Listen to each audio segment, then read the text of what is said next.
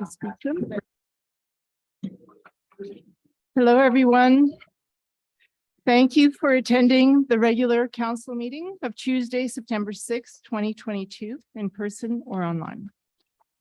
So a gentle reminder that order and decorum and respect are the intent of these meetings. These meetings are our duty to report to the population, to the public, to inform you and to receive in respect and order. My intent will continue to be to hold these public reporting and decisional periods without these turning into a source of amusement or ridicule. And I invite you to help me in getting this done.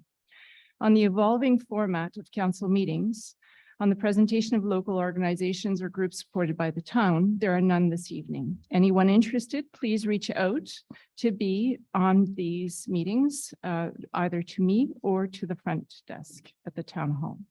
On question periods, as per the last two meetings, while looking to bring some structure to the question period, there are two provisions. One, a person is asked to keep to one question per question period with one follow-up question. Number two, the questions can pertain to items on the agenda or not at either question period. I continue to receive comments and suggestions on how to continue to make these meetings more interesting, more vibrant, but also to continue to be able to inform you as best as possible. So please share your thoughts, question periods in writing as you wish. With regards to vision and leadership, we are entering a period of transition. This is a period as well of recognition and giving thanks. I'd like to bring a special mention of thanks and recognition to our town manager, Philip Toon, and to the warm and supportive team that he has brought together. Council's aim is to continue to build on the strong foundations that Philip, the employees, and previous administrations have rebuilt and prepared for the next step of the journey. We will continue to spotlight the achievements and added value brought forward by our directors and employees as they are the heart of the organization, as well as the hard work of previous administrations.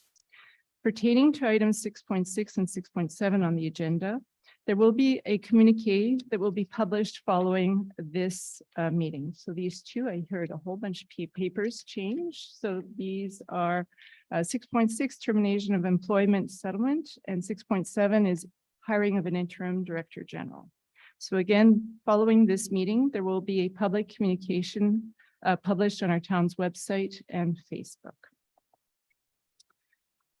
With regards to progress report, this month there was a public mail out that was issued on September 1st on remarkable trees, asking for your cooperation, as Suzanne Hardy of Enracinard is a remarkable tree expert. She has a lot of experience of working with Quebec City and Ottawa and other towns. She will be circulating through Hudson with her colleague from September 18th to 30th to survey remarkable trees on private and public property. They will be inspecting, measuring, and taking photographs of specimens, compiling data to update an inventory Suzanne started in 1998. There are approximately 80 specimens on that inventory to date. She will also be preparing a tree policy to assist the town in setting the priorities and best practices to protect and enhance the local tree canopy and bring greater perennially to our local remarkable tree collection. This inventory will supplement the work of the RCI number 1. So this is the RCI, the Règlement de Contrôle Intérimaire, or the interim control measures in place for updating our urban planning tools for the protection of natural areas of interest. Remarkable trees are sometimes part of a larger landscape group that hold a significant key to the identity, heritage, and character of place. We wish to overlay the location of these trees by their rank of remarkability and enhance the environment protection tools we are working on to include these remarkable pillars and witnesses of the successive settlement patterns of this area. With regards to public presentations, last month, I'd mentioned that there would be a sectorial presentation for the Birch Hill and Brisbane area residents and the Whitlock Golf Course Country Club and Whitlock West area residents. This is with regards to a report that was prepared in September of 2021 by Groupe Hémisphère with regards to areas of town that would benefit from priority connections. So there has been a certain amount of review internally and pricing as well, estimations that have been done. The date of this public presentation is not ready to be announced as we're still internally looking at different strategies on how to bring this forward. So that is Still on hold. With regards to current projects, in terms of public works, there are road works, of course. We have shifted our orientation since our arrival on council to directing work towards main arteries. As you know, Main East and Lakeview were two projects that were already on the table, set in motion by previous council. This council has looked at Main East and asked that we look to make the present 6-meter width of asphalt wider or as wide as possible. So we're at the point where with a 7-meter widening, so 5.5 meters on either side, this would enable us to move forward with the project to go to tender, I believe, yes, and without triggering the ministerial approval. This base project has a loan bylaw ready to go. The widening will be paid through the unaffected surplus as not to delay work, since contractors hired through the SOAO process would most likely be ready. I'm looking at Philip just to make sure we've gone back and forth on this project so many times this month. I want to make sure I got it correct. Good. Also, there had been a question with regards to the section from beach, so this is in front here, all the way to Quarry Point. As the road work for Main East is from basically the train tracks all the way to Bellevue without that section that has already been done through last year. So this section that is left from Exo's trains lines to basically where this ended at Beach is part of our next set of plans that will be going out for tender this fall. Part of that work will require the evaluation of, this is my husband's phone, I hear it. So this part of the street work will require looking at the Vivry conduit, and it's not a conduit, but the culvert. Thank you very much. This is a major culvert for us. It's been in place since the 1950s and certainly will need to be looked at in terms of its perennity and whether the dimension is correct. So it's a multi-phased, not multi-phased, but it's a multi-element contract. It's not just simple, straightforward road work. With regards to the main arteries, so resurfacing was done between Crescent and Cote a couple of years ago, and we've asked that we continue with this process and resurface from Cote St. Charles all the way to St. James Church, and as well add the section that is from Main Road on Cote St. Charles to the school and those adjacent sidewalks. So this you will be seeing this fall. With regards to Lakeview, we received great news from Peter Schiefke this weekend. He is the federal member of parliament for this riding, that our request for subsidy for a multi-purpose path along Lakeview was granted. The official announcement will take place after the provincial elections in October. Also, you'll see in the resolutions this evening that the 2018 maximum intervention plan, so this is essentially the survey of the state of our roads that was done in 2018 is up and needs to be updated in the next few months. This will help the town prepare a road plan for the next 5 to 10 years. So essentially updating the present road plan, and also help us in setting priorities and looking at areas that may require improvements in width design to reduce speeding or widening or other means to improve safety around schools, for example. With regards to McNaughton Bridge, you'll find on the town's website under current projects, there is a list of questions and answers that you might find interesting and helpful. This bridge was inspected in May of 2022 by licensed professionals, and it was found that the moorings, the shoring need to be replaced and the bridge needs to be replaced. This is why it's still closed. At this point, the project will be going back to tender, if it hasn't already, for the reconstruction of the bridge and new moorings. Unfortunately, that section, as it falls within the setback of the waterway, will also require ministerial approval, which will extend that project by at least a year. With regards to Pine Lake and the ad hoc working committee, so there were no meetings in August, mostly due to people being away on holiday. You will find in the resolutions that we are adding an expert to the team for what we expect to be the last working group meeting. This expert is a biologist who's worked on the project in 2019. He belongs to the firm Stantec. He's very knowledgeable and has done the characterization of the Vivery Basin and was part of the team that built the project as we know it now. The reason we felt that, or I felt that he was needed to the team was really to answer an awful lot of questions we had with regards to managing the invasive species. As we know, the status of those, of where the Phragmites lie has changed in the last few years, and we'd like to know if this will impact the project in itself. So that meeting is scheduled for September 15th, and hopefully by the October meeting, I will have more conclusive resolution for us to move forward. With regards to urban planning, on August 30th, there was a demolition request that was reviewed by the demolition committee. There were 4 projects or 4 addresses on this committee's review. 570 Main, 68, 72, 74 Mount Victoria. So those last 3 addresses are all on Mount Victoria. Doug, do you feel like you want to speak to that at all? I meant to bring it up, but you could do it later if you'd like. No, Yeah. I don't think there's much to add to it. All right. Unfortunately, the recording to that meeting, the audio portion was missing, so we will not be posting that meeting online. Would you like, You want to give a, yeah, sorry, would you like a quick review of those? sure, quick. All right. So Sorry, there I was- didn't give him any forewarning. This is why he's looking. No, at me. I'm fine with Sorry. that. I didn't realize the audio component hadn't. I know. Worked. Okay. I found it recently.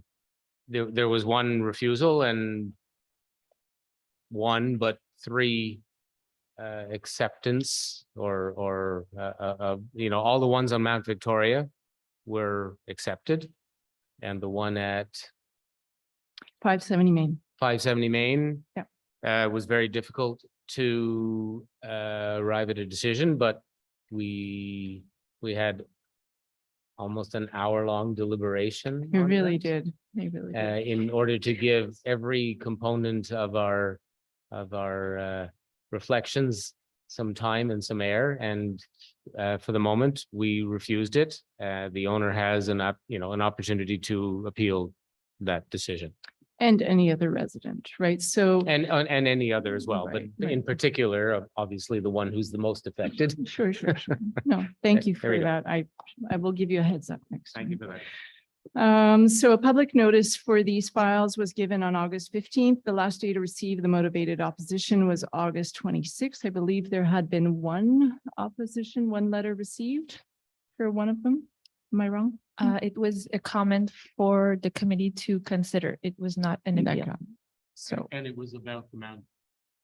It was about the Mount, one of the Mount Victoria properties. all right, very good.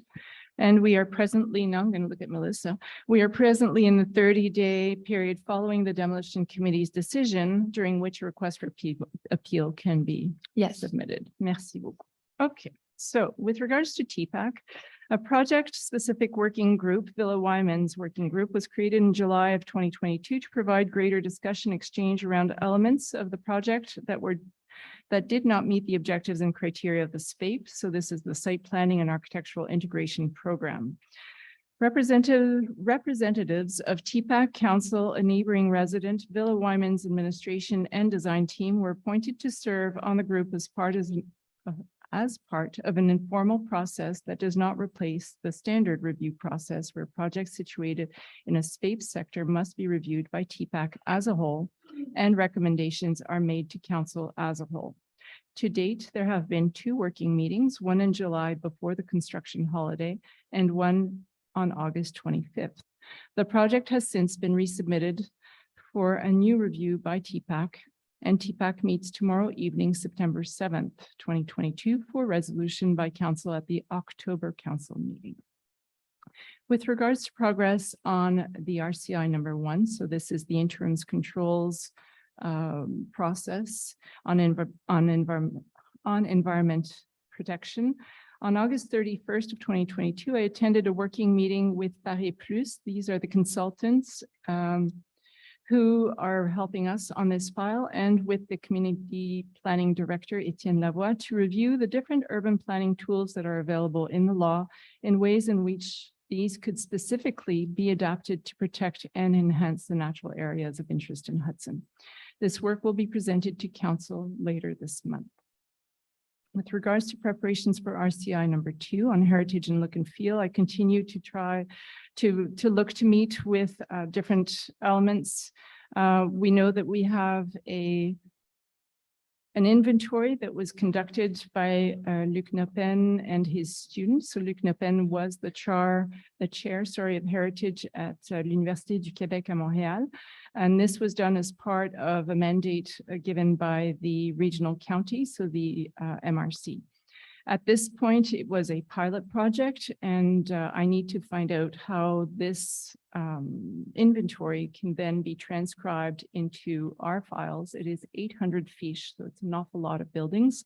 To want to protect 800 buildings at all the same level it would be colossal. We need to find a way to prioritize and to sift through this list.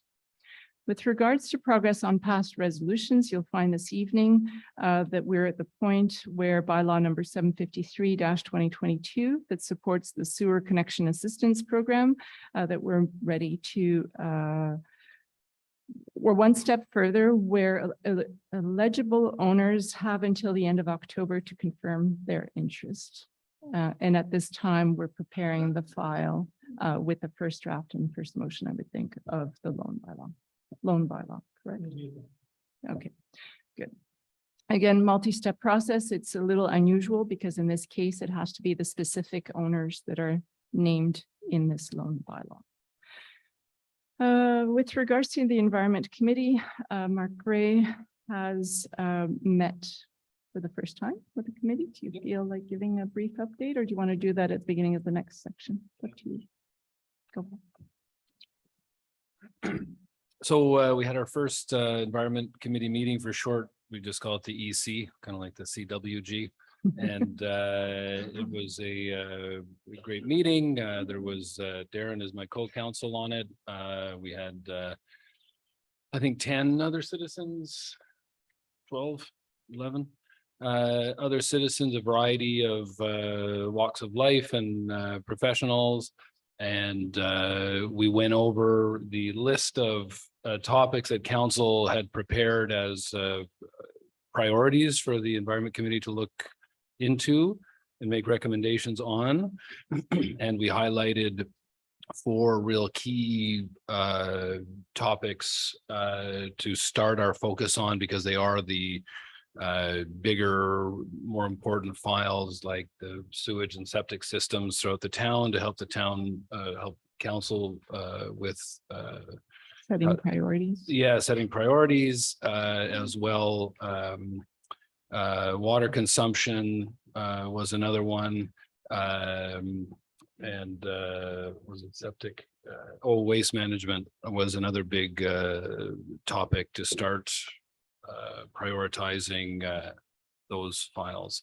And then our next meeting is on the 15th. So full speed ahead. Thank you so much, Mark. With regards to upcoming activities, on Saturday, September 10th will be the 5th edition of Porch Fest. So this is an exciting, I think, one of our last events of the year in this, well, summertime, I should say, events of the year. Also, just a simple reminder, when town hall is closed and for all non-life-threatening emergency, please call the community patrol. The phone number is on the website. I could read it here, 514-219-5383. So community patrol. So these would be pertaining to anything with regards to nuisance, with regards to parking, any bylaw that we have essentially that is not urban planning minded, I would expect falls under their purview. Next council's meeting will be moved to the Tuesday, October 4th, due to the provincial election taking place on October 3rd, looking to leave time for people to go to the polls before they close at 9 p.m.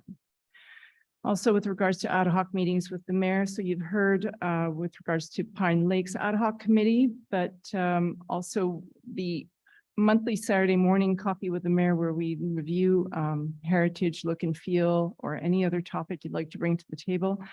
Typically, it would be the Saturday following this day. This month, I'm asking that we report that to the following week. I know I'm using a funny French word here, but so that we push it back to Saturday, September 17th, rather than this Saturday. And I would expect that will be on our town's website. So this is brings me now to an element of great pride and humility, I suppose, remembering and commemorating Daniel Gauthier, un grand être parmi nous.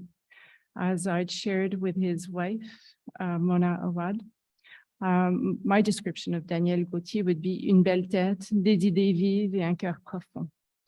So I will read you the words that were prepared by Mona Awad, and they will explain to you how this project came about. And then I will translate into English or synopsize in English. But Daniel Gauthier était un artiste rassembleur et engagé. Le projet de la murale pour le 150e anniversaire du Canada touchait ces deux aspects de sa personnalité. Amoureux de l'histoire, il était passionné par le travail de recherche et des discussions avec la Société historique de Hudson. Raconter l'histoire de la ville de Hudson à travers les personnes qui ont eu un impact dans le développement de la ville a été l'un des moments forts de sa carrière d'artiste. Daniel aurait été honoré que ce soit son ami Kent Thompson qui le peigne sur la murale, un artiste qu'il respectait beaucoup et avec qui il a partagé ce travail fabuleux. Il serait fier d'être reconnu en tant qu'artiste engagé contribuant à l'effervescence culturelle de la ville de Hudson. Au nom de la famille de Daniel Gauthier, nous remercions chaleureusement Chantal Perrault et Bill Nash, who are here in the room tonight, d'avoir proposé l'idée d'inclure Daniel Gauthier sur la murale, ainsi qu'à la mairesse et les conseillers d'avoir accepté la proposition. Un merci tout particulier à l'artiste Kent Thompson de mettre son talent à l'œuvre pour son ami Daniel Gauthier. So 5 years ago, as part of the celebration of Canada's 150th anniversary, the mural that you may have seen that is on the side of the community center, so the actual curling rink of the Legion, was painted by two artists who are great friends and residents of Hudson. Unfortunately, Daniel Gauthier passed away during the pandemic, and we haven't had a chance to really come together and to celebrate the life and the energy that this person brought to this community. So thank you, Bill. Thank you, Chantal, for having brought this to my attention during the campaign and since. You have been very kind and generous in nudging with persistent continuation, and I appreciate it, and bringing me together with Danielle's wife. I was a little feeling awkward of approaching her with this, and also introducing me to Kent Thompson. So thank you very much. So you'll find in the resolutions later that this part is for adding Daniel to the mural. This is 5 years later.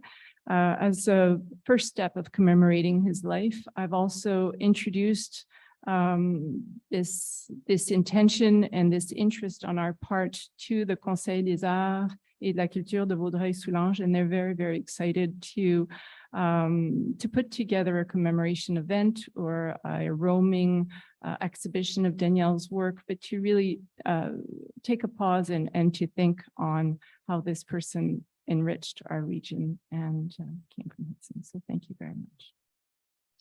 Also, I'd wish to mention, and this came to my attention, thank you to Philip.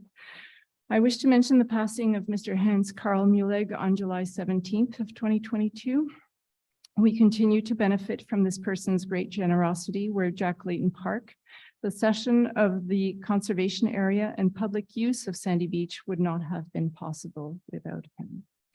I have left a text message with his daughter and a voice message with the project's urban planner, offering our deepest condolences and gratitude for past collaborations.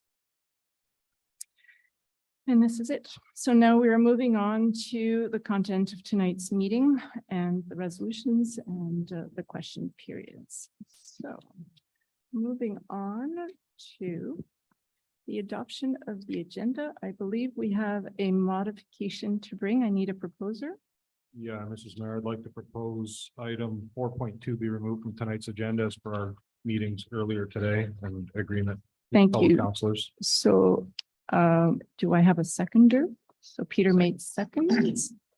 And I will need a vote on this amended for the amendment, for bringing the amendment to the agenda. So all in favor to this amendment, please raise your hand. All I'm, in favor or all opposed? well, this one I'm doing it in favor, Okay. but I did realize, thank you. And I'll explain why we're taking this off the agenda. And I know I have to pass it again. C'est ça. Après ça, je dois refaire l'agenda. I'm getting better. So we're taking this element off the agenda as for two reasons, actually. One was in reviewing this, there were two options it brought to us in this service proposal, and we are very favorable towards the second one as it, but also wanted to include a public communication element to it, and we haven't had the pricing on it.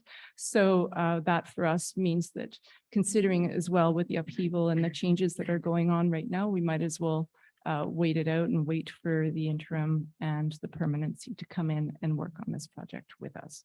So this was actually, I think, a great move, and I'm very pleased that we're taking this on. So now I will need anyone not in support of the amended agenda, please raise your hand, and there should be none. C'est bien ça? Oh, I need a proposer and a seconder? Oui. Wait, okay, so now that we've amended the agenda, I need a proposer, thank you, Darren Legault, and a seconder, Peter Mate, for the amended agenda. And now, is there anyone who's not in favor of this amended agenda? No, there are none, thank you. So it's adopted Oh, wait. unanimously. All right, moving on to confirmation of minutes. So this is for the minutes of the last council meeting, August 1st, was a regular meeting. I will need a mover and a seconder. So Reed Thompson moves, seconded by Benoit Blais, that the minutes of council meeting held last month on August 1st be hereby approved as submitted. Are there any oppositions? En français, merci. C'est l'adoption du procès-verbal de la séance ordinaire du 1er août qui sont approuvés tels que soumis. C'est bon. Donc, maintenant, on va l'adopter. C'est bien ça. And I've done the mover and I've done the seconder. Oui, Non? le vote. On passe au vote. OK. S'il vous plaît. Are there anyone not in favor with the adoption of the minutes? Please raise your hand. There are none. Thank you. It is carried unanimously. All right, first question period raised. Are there any people online, Philip? All right, so if there are any questions, maybe we can alternate, starting with in the room. And again, I would ask that we keep to one question per person, since there are a lot of people as well, and one follow-up question. Thank you.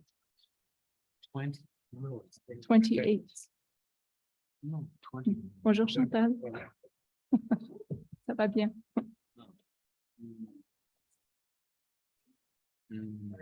Chantal Perrault, donc puisqu'on presse là-dessus.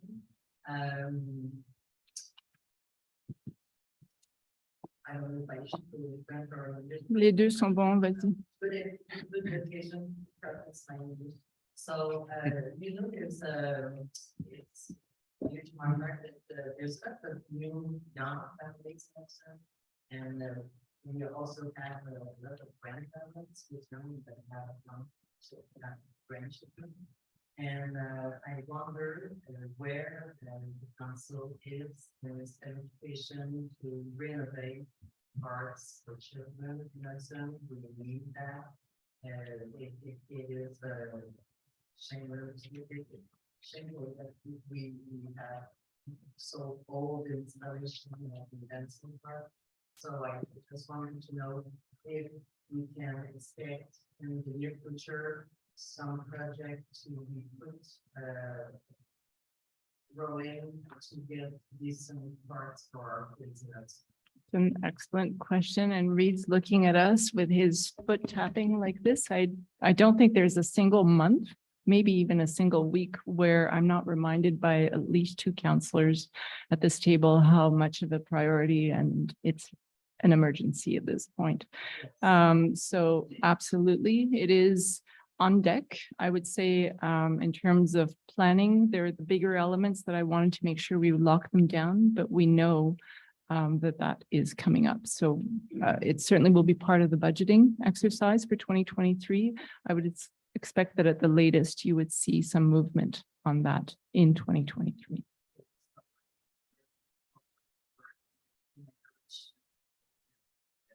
innovate our. We'll invite all children and grandparents to come and play. That's good. It works. Thank you. Are there questions online? No? Oui.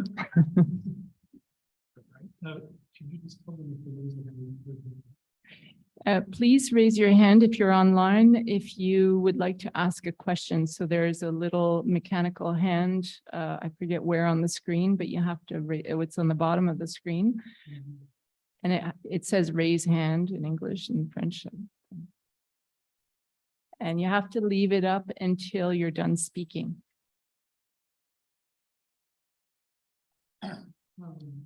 Otherwise, we don't find you on the screen. With 28, there's multiple screens.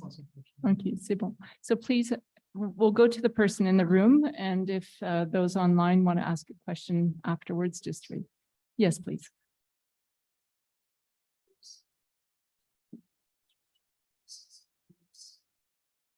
Would you like to come closer to the mic so that?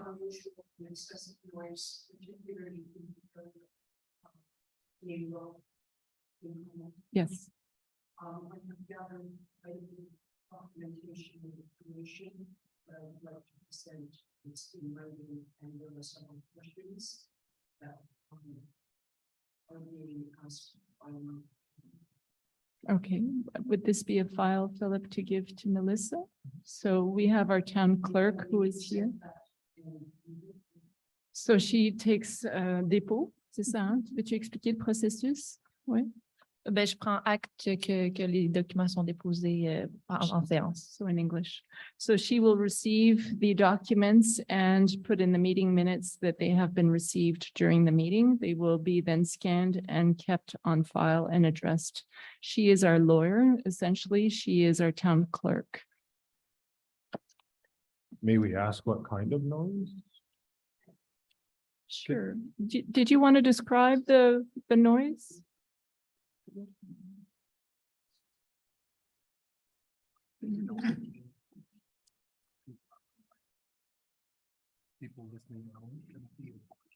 That's why I asked her to move closer. Thank you. May we ask you to explain what kind of noise is the issue? Closer to And the if, mic, yes, please. Yes. Noise coming from a certain establishment that I am not permitted to name. Because I have been served with the cease and desist order. Because I did know which said establishment and displeasure. And several days later, I received the cease and desist order. And I'm not permitted to name the establishment. all right. But the noise levels are extremely excessive. Very disturbing. I mean, water residents are also concerned. Thank you. Not being able to sleep for several nights, and you can hear the noise even when all our doors and windows are closed. And it's becoming confined. Thank you.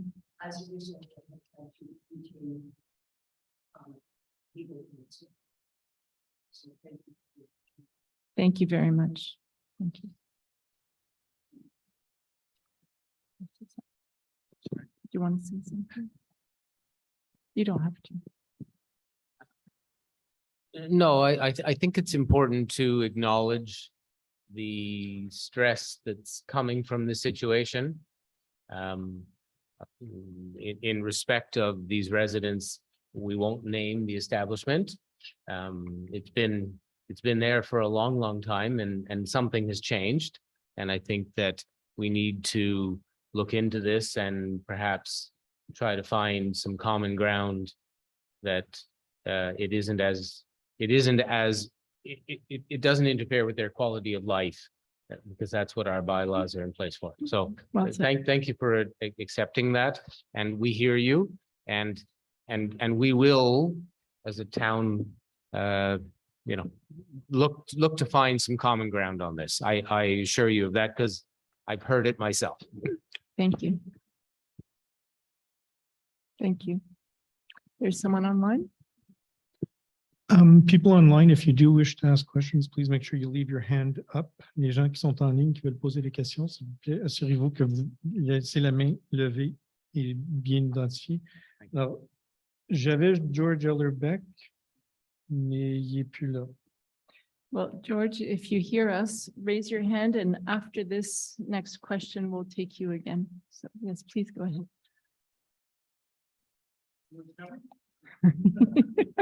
If you can speak into the mic so that people online can hear you better.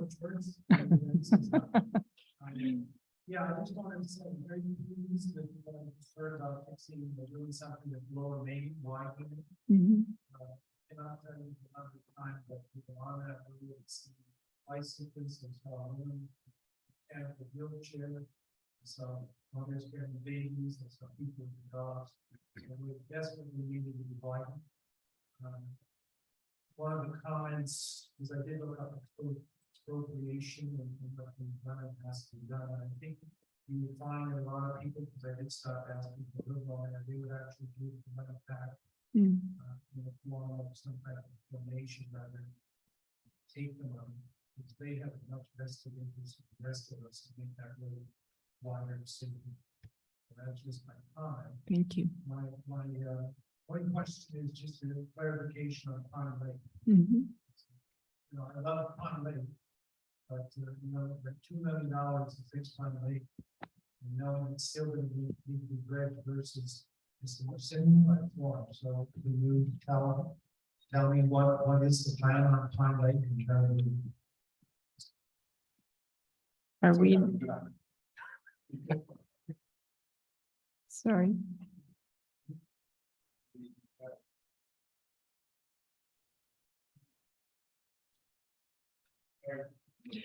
So Benoit went to speak to the technician to mention that people who are asking questions at the mic were not being heard online. I understand that's what it was, Benoit? Yep. Thank you. Pine Lake, where we're at this point is, as you know, the option or the project that was presented to date at the 1.9 million was for a larger dam with no movable parts.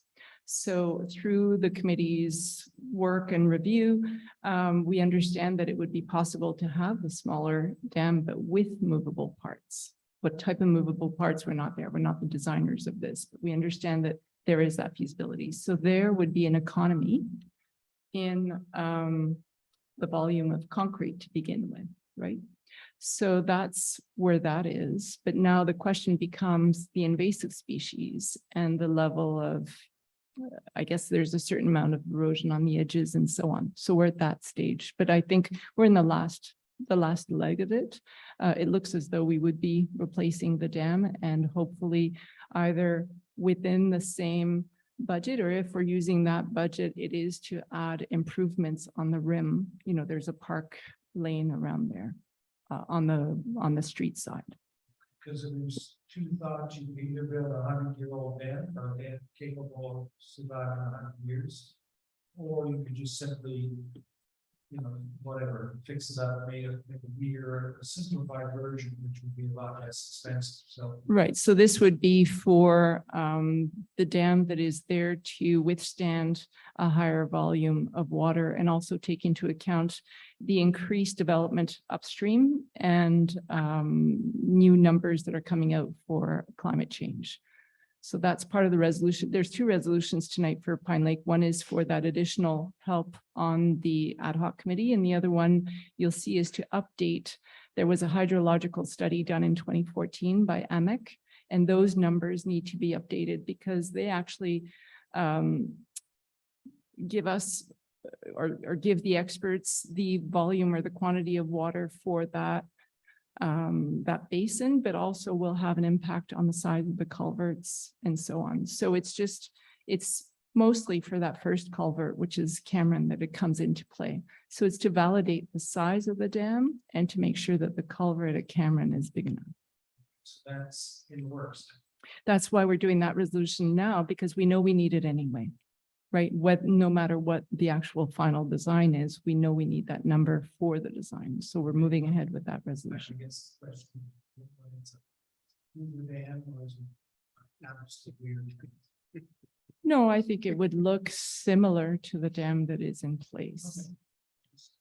Yeah. We have a local resident who is a retired dam engineer who's offered a lot of time and expertise, and he's been part of this group.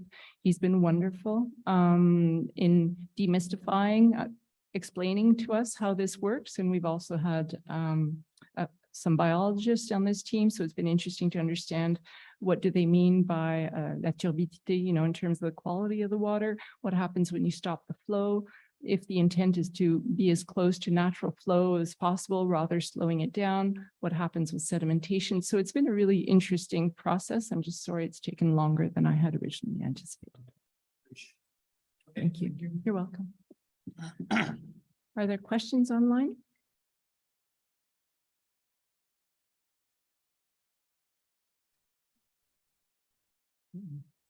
All right, so please come to the mic and speak into the mic. So. My name is Christoph, District 1. I just wanted to ask, is there a possibility to have a briefing on the forum for residents about the main road paving and what constraints there are to expand it and have bike path and secure walking paths along it, speed reduction as well. I know there's space constraints, so I was just curious if there's a way to do that. There were several constraints. So one, yes, is property lines. The other one is as soon as we would extend it beyond a certain width, we would have to culvert the ditches and fall into that environmental protection or assessment process, which takes an awful lot of time, and move some poles and cut down some trees.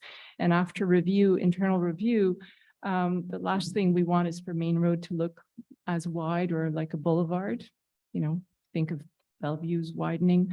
We would like it to continue with its rural character. So it was felt that by adding that extra width would give that sort of safety zone for people to walk in and walk dogs or push carriages and so on. So that's where that came. And also, we didn't want to slow down that project any more than we needed to. The safety zone that you mentioned for walking, if they're going to be separated by the plastic pole or something? No, so again, by creating sidewalks or any raisings like that brings on other challenges, right? With garbage, wheeling of the garbage cans and everything, but also it just turns it into a more urban setting rather than just widening it. Also think about the actual snow removal, right? You need that extra sort of band to kick the snow back, and we're not at the point of removing snow along main roads. So for us, this was a good compromise, if you'd like. And also the rest of Main Road doesn't have, I mean, except for the downtown core, but there was also that consideration of, you know, why would we do something extremely already that we're widening it on both sides is different than what we have for another segment. Doesn't mean it wouldn't be done eventually, but at this point in the development of Hudson, we didn't see that as a necessity. Any speed bumps or anything like that? I mean, it's very Along Main Road, no. There, it's already quite sinewy, so it actually does slow down. cars don't slow down. First-hand experience. So they flip you off, they cut you off. Doesn't matter if you're carrying a baby or anything. I mean, it's a disaster to walk along there, and it's not really within the sustainability concept of getting people to bike or walk. Mm-hmm. Thank you. Thank you. You're welcome. Yeah. You. Just as the point of clarification, excuse me, sir, you said you were District Mike. 1, but you said you were District 1. Could we have an address or a street? You do live on Main, okay, We You- don't give addresses for privacy. sorry. It's better not to take addresses for privacy reasons. Oh, no? just- No, I did too. I know, it's just, I did too. we Okay, try not. All right. to. okay, thank you. Hi, Steve Barlow. I don't want to know where you live. Clarification. Yes. We don't widen Main Road on the east side, but, we'll only have the lines in the middle, where you're gonna have the additional 0.5 meter on both sides. If we're gonna put it together, and on Bell, you're gonna have one walking place at the back. So it'll be one wide, which would make more sense. So we did talk about that, but that's the paint, the line painting point, so that can continue to be discussed, right? The actual width is what we're trying to get done, and the line painting is by a different contractor, but the conversation around the table was if you widen one side and not the other, so when you're going counter traffic, you're no safer than you were, right? So you might be safe going, let's say, for example, in our area, Benoit and I there's a widening on the south side, but there is no widening on the north side, right? So we had talked of just continuing that lane all the way through, but those who are coming into town then have to sort of go, counter. Not on the bike, right? Bikes will continue to be with the, I agree with you that people who are walking will tend to sort of, yeah. So it just seemed more logical, but I think we're still open to exchange on that since it's just about paint lines. Does that make sense? Very grateful and widen it, said this before, it's very dangerous, but I would also suggest that we could move the center line further over. I mean, it's okay. The width is okay for cars like that, but when there's someone else on the road, biker, an individual with a baby, whatever, if you put all that additional width on one side of the building, I think would be great. That's all. All right, thank you. Is there a person online asking a question? Well, I had somebody who raised their hand for about a minute, now it's gone. There's a glitch. No, I don't know. Uh, I'll just shot in the dark. Eva McCartney, you have the floor.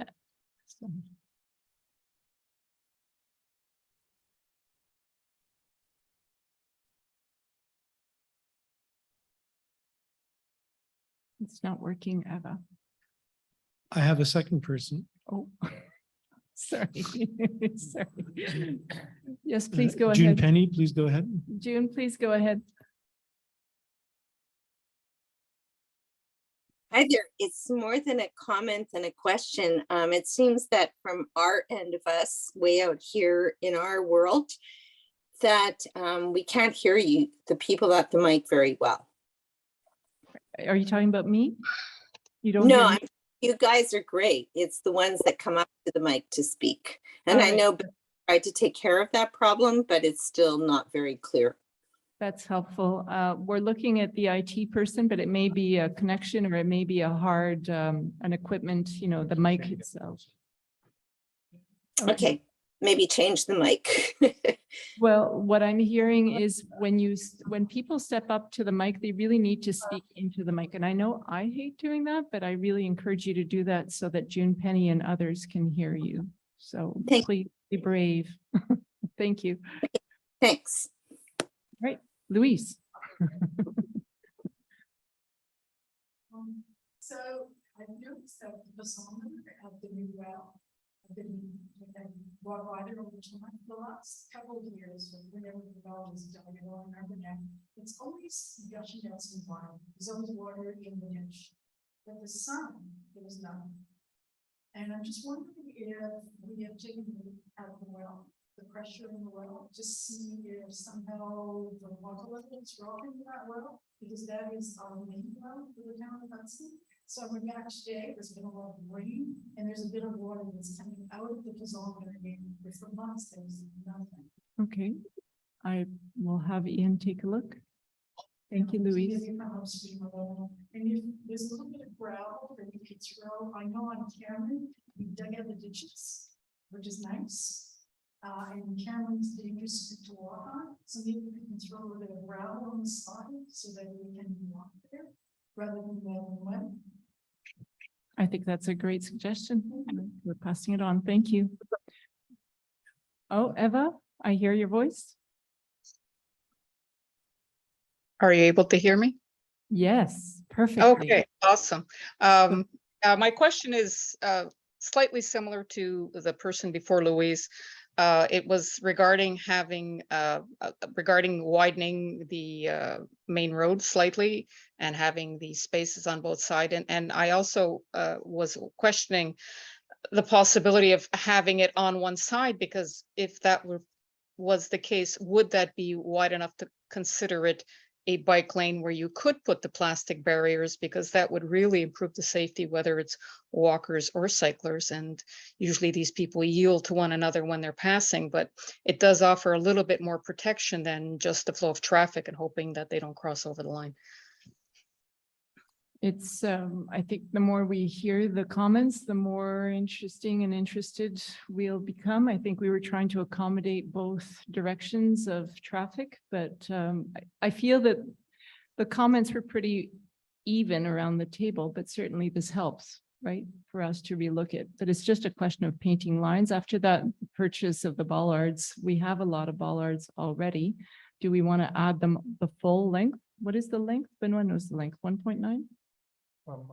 From my corner of my street Yeah. to the ferry, it's 3 kilometers. 3 kilometers. So do we want 3 kilometers of bollards perhaps, or are there some areas where we should have them and not in others? But again, I think those are add-ons that do not belong to this particular contract and can easily be added either in the fall or in the spring, but it's helpful for us to receive these types of comments. So absolutely.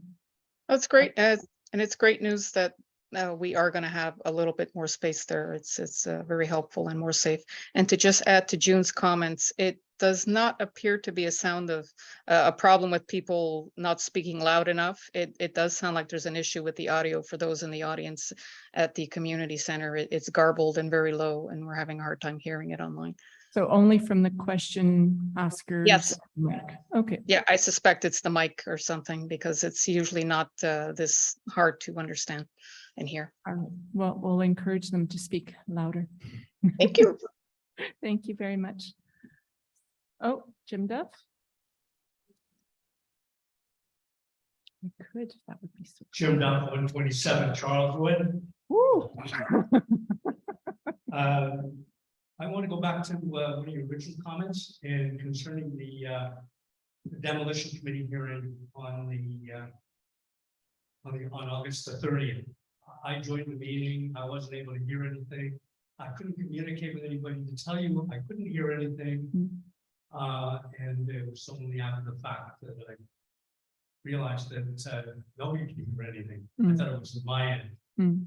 So the question I do have is, do I have the right still to submit a question concerning the permits, to the concerning the decisions of the demolition committee? Is it too late? So you can certainly ask, but if you want to refute the decision, this is the period to do it in. Yeah, so I And still have time for that. you have time until, September 30th.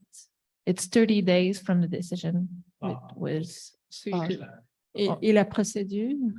par écrit, in writing, Yeah. at my attention. Okay, thank you. You're welcome.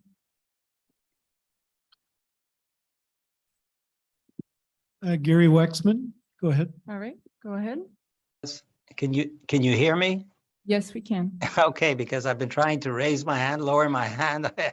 I'm not used to this. Thank you for calling on me. I submitted a question this morning, and it's just a question to ask for an update on when the moratorium on development, which is currently in effect, would be lifted.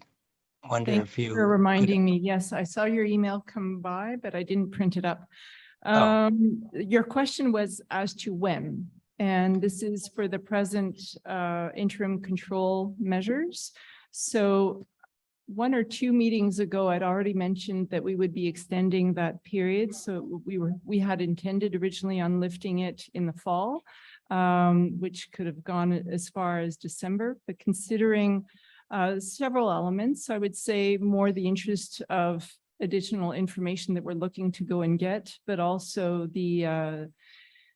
the work that is presently being done by Paris Plus. So we've added Habitat, which are now called, yeah, they are Habitat, right? They were Ecoturb, so now Habitat. So they are giving us some data that will only be ready in April.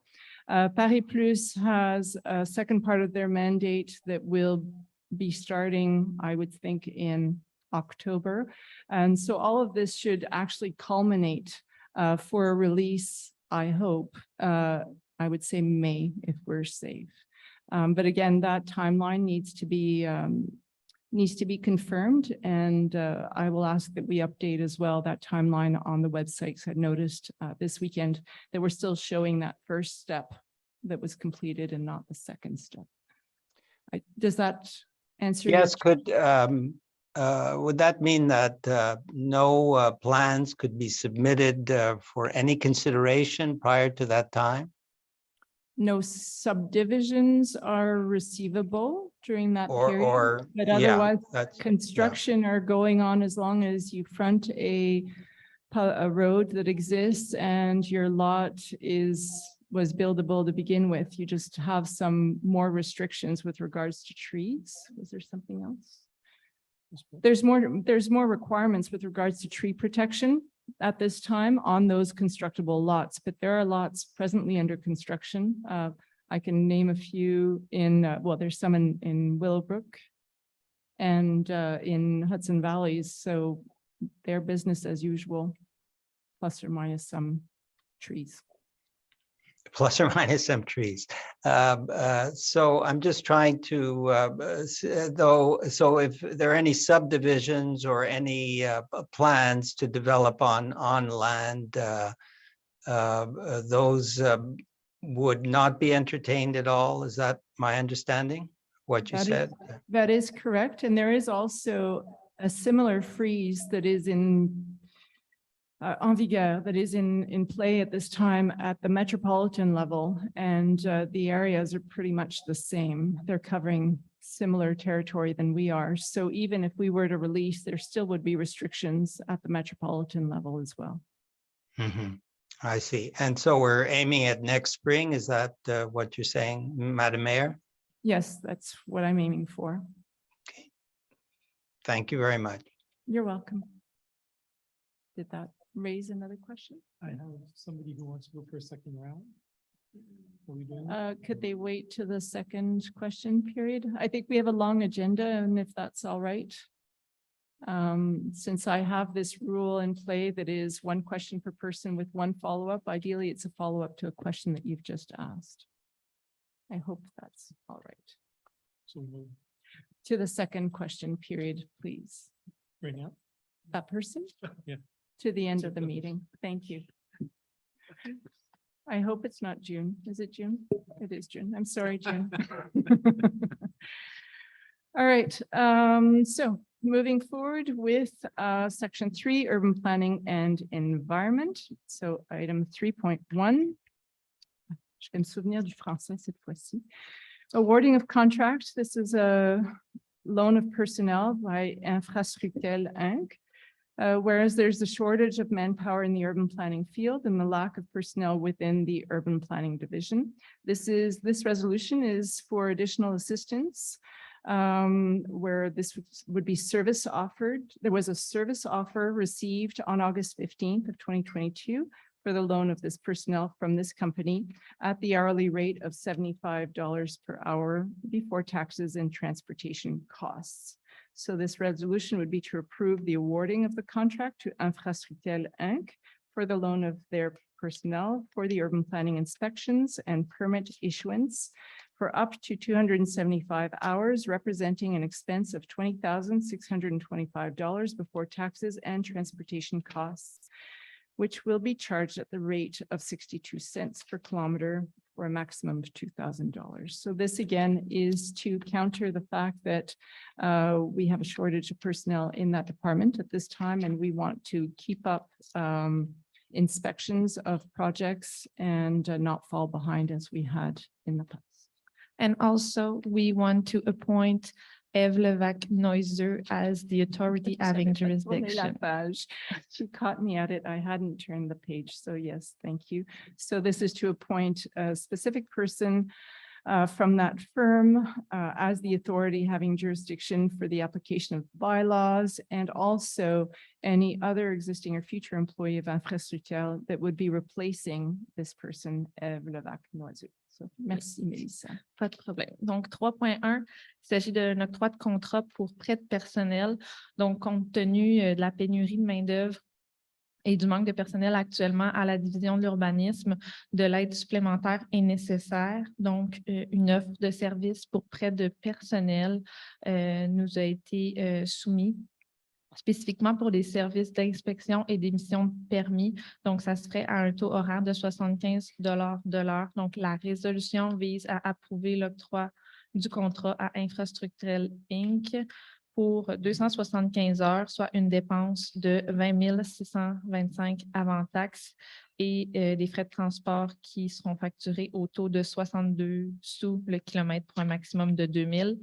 Et il y a lieu de nommer Eve Levac-Noiseux, donc l'employé à titre de fonctionnaire désigné pour l'application des règlements visés dans le cadre de l'émission des permis et de nommer aussi tout autre employé existant au futur de la compagnie qui remplacerait la personne. Merci. So I will need a mover and a seconder. So Mark Gray moving, seconded to my right by Benoit Blais. Are there any objections to this resolution? Please raise your hands. I see none. It is carried unanimously. Moving on to our TPAC file, my favorite. Peter Mate, item 3.2. This is for 579 Main, a SPAPE for new single-family construction. So this permit request was received for 579 Main. It's currently an empty lot. PPAC reviewed the request on August 16th and was unanimous in the recommendation to approve. 3.2, 576 Main.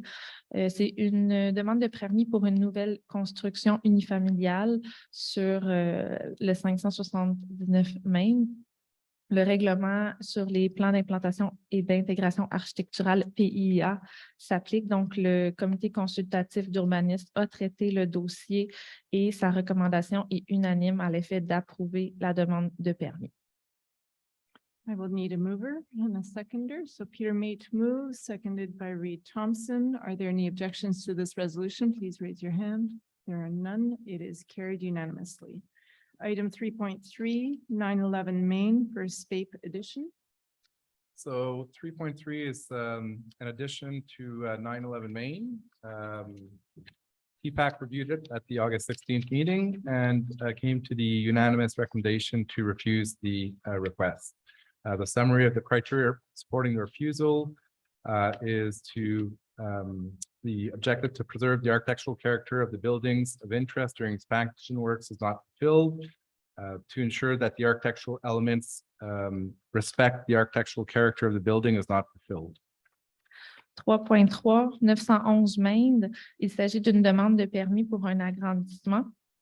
Le CCU a traité le dossier et la recommandation est unanime à l'effet de refuser la demande de permis, compte tenu que le critère d'évaluation visant à préserver le caractère architectural des bâtiments lors de travaux d'agrandissement n'est pas rempli et que le critère visant à assurer que les éléments architecturaux respectent le caractère architectural du bâtiment n'est également pas rempli. Donc, la résolution vise à refuser le PIA relatif à la demande de permis.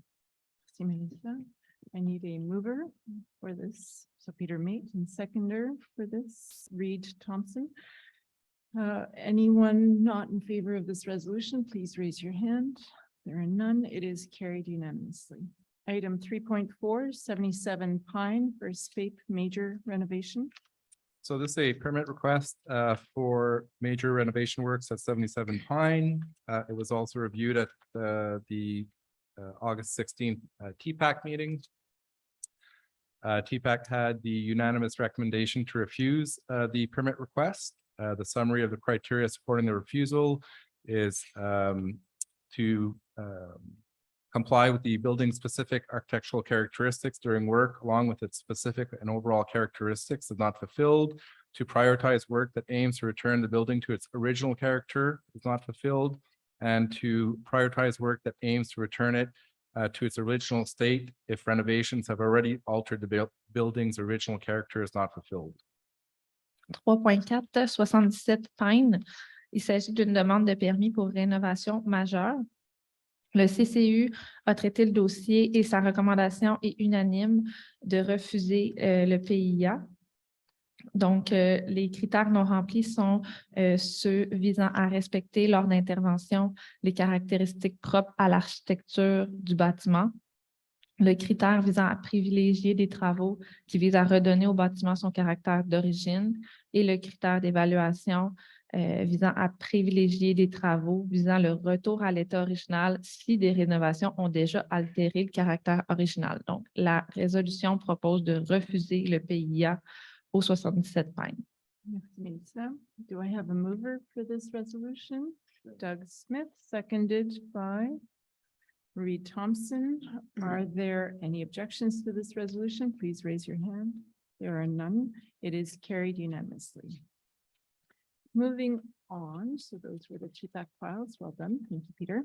Moving on to item 3.5, filming permit authorization for KOTV VI or 6 Productions, Inc. Whereas a permit request for the shooting of a film from this company was received by the town for the shooting of a TV series. The filming will take place on September 12th to 14th at the Royal Oak Tennis Club situated at 36 Royal Oak. Whereas the production firm requires different on-site arrival hours of vehicles for filming and preparation. So these are different hours than those that are allowed in the filming bylaw. And whereas a signed authorization from the immediate neighbors was obtained in accordance with this bylaw. This resolution would be to authorize on-site arrival of these vehicles for filming preparation according to their proposed schedule. 3.5, autorisation pour un tournage de film de la production KOTV6 Inc. Donc, une demande de permis a été reçue pour un tournage qui se fera du 12 au 14 septembre au Royal Oak Tennis Club. La production nécessite des heures différentes en ce qui concerne l'arrivée sur le site des véhicules de préparation. L'accord des voisins immédiats a été obtenu, donc la résolution vise à autoriser une arrivée des véhicules selon l'horaire qu'ils ont proposé. Merci. Do I have a mover for this resolution? Reed Thompson, seconder. Peter Mate. Are there any objections to this resolution? Please raise your hand. I see none. It is carried unanimously. Item 3.6, awarding of contract for professional assistance in urban planning. So council wishes to initiate a review of the heritage and architectural control bylaws. Council also wishes to proceed with the reevaluation of the density objectives. So these are surrounding the train station, which we call the TOD, the transit oriented development area, and also other areas related. This resolution is, or the proposal is for 30 bankable hours at an hourly rate of $150 for a total of $4,500. And to award a mandate for these hours to Hélène Doyon, urbaniste conseil, for this maximum amount of $4,500. So it's really to accompany us in what I consider, or I call the RCI 3. So it's really the one that after heritage or she could help us with heritage, but really for the third phase, which is reviewing that density and what would happen, or would it be possible to remove the density of the Todd.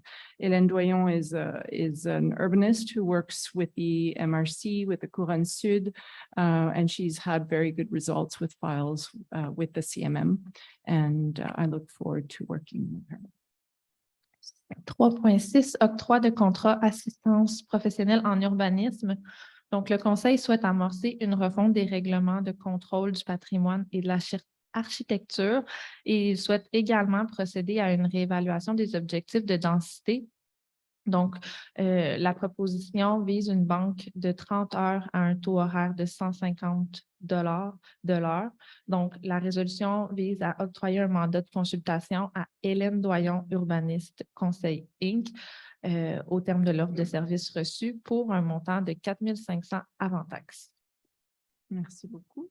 I will need a mover. So Darren Legault and seconded by Mark Gray. Are there any objections to this resolution? Please raise your hand. There are none. It is carried unanimously. That wasn't my hand. Right? Scratching my head. All right. Bad timing, sorry. Item 3.7, service offer. So this is for transition from JMAP to ESRI. The MRC of Vaudreuil-Soulanges is in transition towards the ESRI geomatics solution. Whereas local municipalities using access-cité territories pay for a connector to JMAP, this will be replaced by a connector to ESRI. This transition will involve an eventual reduction of the cost of, we estimate to be 20%. The transition involves the installation costs of $1,075 for the town of Hudson. So this resolution is to authorize the service offer and the new fee schedule proposed by PG Solutions, allowing the development of a connector for Access-Cité Territoire, and also to forward this resolution to the MRC of Vaudreuil-Soulanges and to the firm PG Solutions. 3.7, offre de service transition de GMAP vers ESRI. La MRC est actuellement en transition vers la solution de géomatique ESRI. Typiquement, les municipalités locales paient pour un connecteur vers GMAP qui sera maintenant remplacé par un connecteur vers ESRI. Donc, cette transition implique une réduction à terme de 20% du coût des licences de cartographie. La transition implique des frais d'installation de 1 075 $ pour la ville. Donc, la résolution vise à autoriser l'offre de service et la nouvelle grille tarifaire proposée par PG Solutions qui permettra le développement d'un connecteur. Merci, Melissa. I need a mover for this resolution. It's Mark Gray, moving, seconded by Benoit Blais. Are there any objections to this resolution? Please raise your hand. There are none. It is carried unanimously. Item 3.8, awarding of contract. This is for design mandate for Yacht Club Road. Whereas Yacht Club Road from Main Road to the railway requires an evaluation for a new design. This resolution would be to grant a mandate for the design of this segment from Main Road to the railway to the architect Christian Tifo at an hourly rate of $150 per hour for a maximum of $17,500 before taxes, and that this expenditure be financed from the unaffected surplus. So perhaps a little background on Christian Tifo. He is also an urban designer that I have known for a long time and had the great chance to work with. He is someone who works with municipalities, has also worked for the city of Montreal for 10 years, and has a keen ability to pull together the different elements that will bring vitality to a sector, but also balance the urban versus private, public, and the green spacing. So I'm very excited to have this opportunity for council as well to start thinking with Christian Tifo on these specific areas.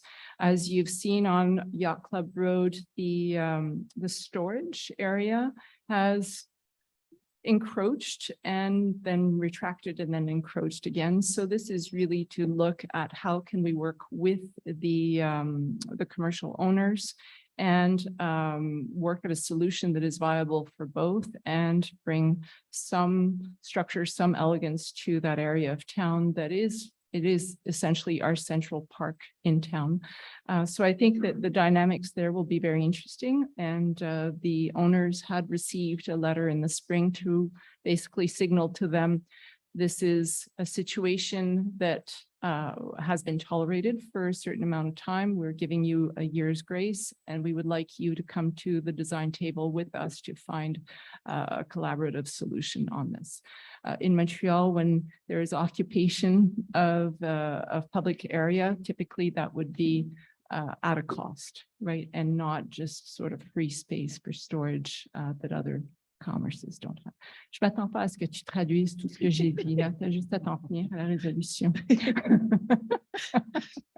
Donc, 3.8, octroi de contrat, mandat de conception de la rue Yacht Club. Donc, considérant que la rue Yacht Club du chemin de fer à la rue Maine requiert une évaluation en vue d'une nouvelle conception. La résolution vise à octroyer un tel mandat à l'architecte Christian Tifo au taux horaire de 150 $ pour un maximum de 17 500 avant taxes et que cette dépense soit financée à même le surplus non affecté. Merci. I will need a mover. Can I just ask a point of clarification? Is this going to include Benson Park? It does not include Benson Park. It is really for that segment, but as when we do the calculation, it comes to 115 hours. I would think that the discussions could certainly look to what we would do with Benson and that the play area that is attached to it. I know that's very close to your heart and that you've been very much on the defense on that, and I hear you. Thank you. You're welcome. So I will need a mover. So Mover. Darren Legault, seconded by Doug Smith. Thank you. Are there any objections to this resolution? No? All right, it is carried unanimously. Thank you, Reed. So this obviously came at some discussion around the table, and I appreciate Reed's position. His district certainly has an awful lot of young families who have been asking for some action, as you've heard as well from Chantal Perrault. So we hear you, I promise you. Thank you. All right, item 3.9, tabling of the monthly report for permits issued July 2022. Members of council take note of the tabling of the monthly report for permits issued by the Urban Planning Department. 3.9, il s'agit du dépôt du rapport mensuel des permis émis pour juillet 2022. Donc, les membres du conseil prennent acte de ce dépôt. Merci. I know you're all watching me for a 4.2, but I won't forget to take it off the agenda. All right. Item 4.1, approval of disbursements for August 2022. Whereas council has examined the disbursements made and to be made for accounts payable as of August 25th of 2022. This resolution is to approve the following disbursements as of August 25th of 2022 as presented. So the amount for checks is $799,318.51. For canceled checks, it is $1,502.98. For direct debit, it is $192,583.14. There were no canceled direct debit for a subtotal of $990,398.67. Payroll number 16 was $145,976.67. Payroll number 17 was $137,259.31 for a total of accounts paid in August for $1,273,634.65. 4.1, approbation des paiements du mois d'août 2022. Donc, il s'agit d'approuver le paiement des comptes en date du 25 août 2022, soit en chèque un montant de 799 318,51, chèque annulé pour une valeur de 1 502,98, débit direct 192 583,14 il n'y a aucun débit direct annulé, donc un sous-total des paiements à 990 398 et 67. La paye numéro 16, 145 976 et 67. La paye numéro 17, 137 259 et 31, pour un total des comptes à payer de 1 273 634 et 65. Merci beaucoup. And I will need then a proposer, Benoit Blais, and a seconder, Mark Gray. Are there any objections to this resolution? Please raise your hand. There are none. It is carried unanimously. Item 4.3, order to sell a movable property for non-payment of taxes.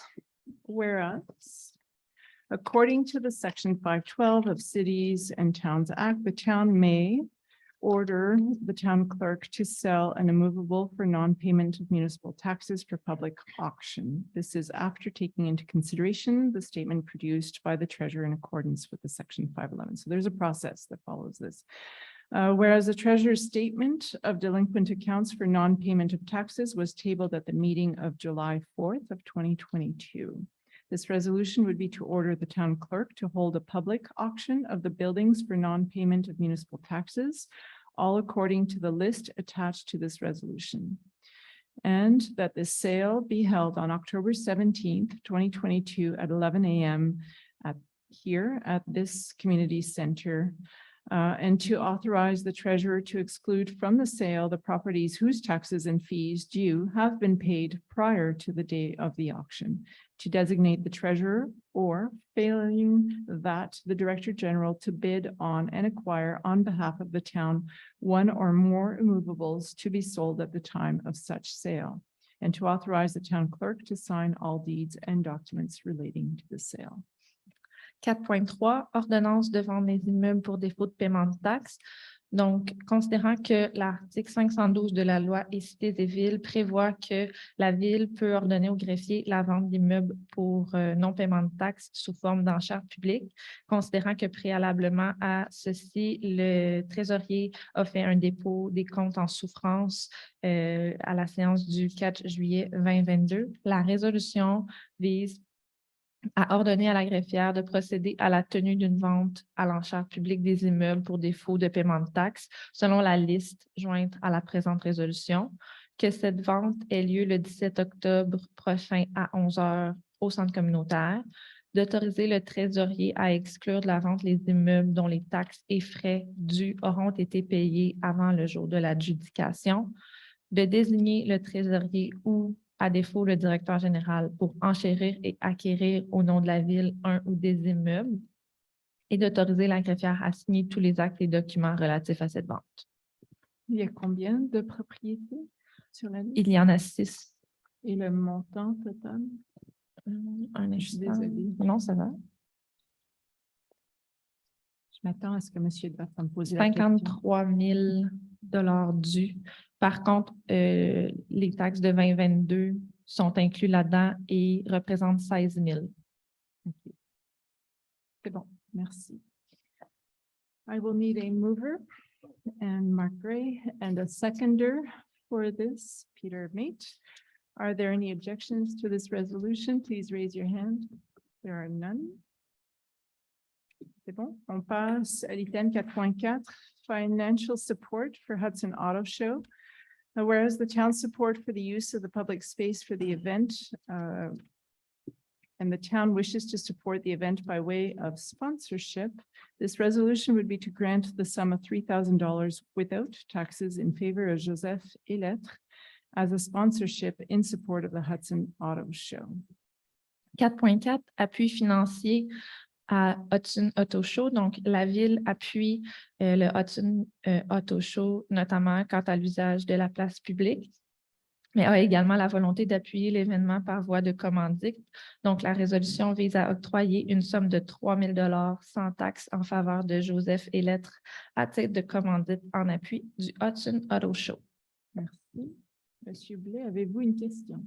C'était par rapport au transfert d'ING de la Saint-Patrick. Et tu aimerais proposer? On avait dit qu'on n'a pas de transfert d'un événement à un autre.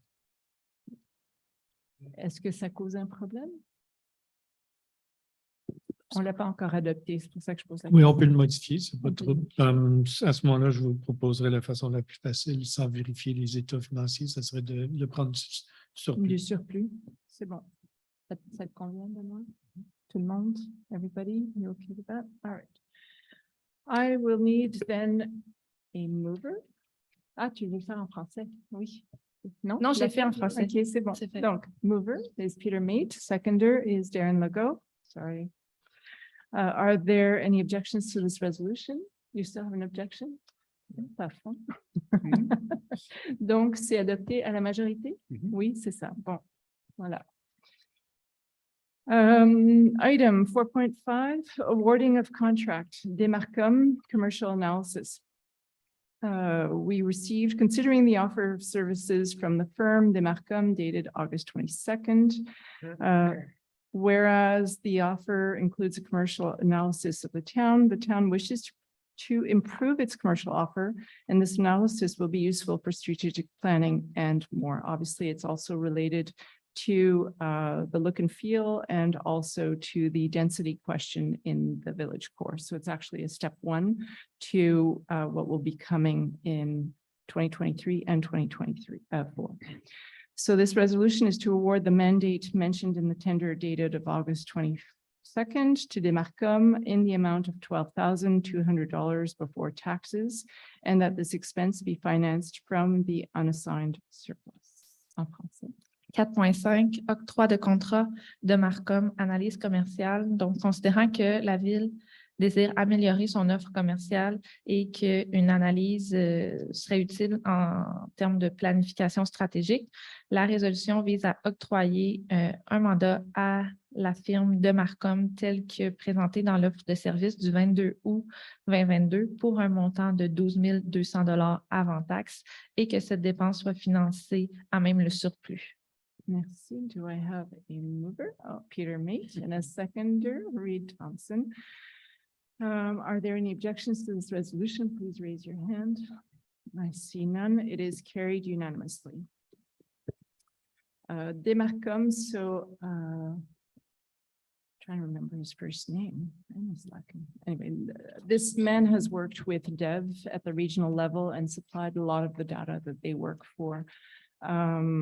He's a very knowledgeable man who's been doing this for many decades. I heard him speak at the Economic Development Forum for the region in March and was very curious as to how his type of services could help a town like ours that doesn't have an industry necessarily, where our industry is becoming tourism attractability, restaurants and other stores. So how do we support that in terms of urban planning, but also in terms of services offered? So the structuring of the town.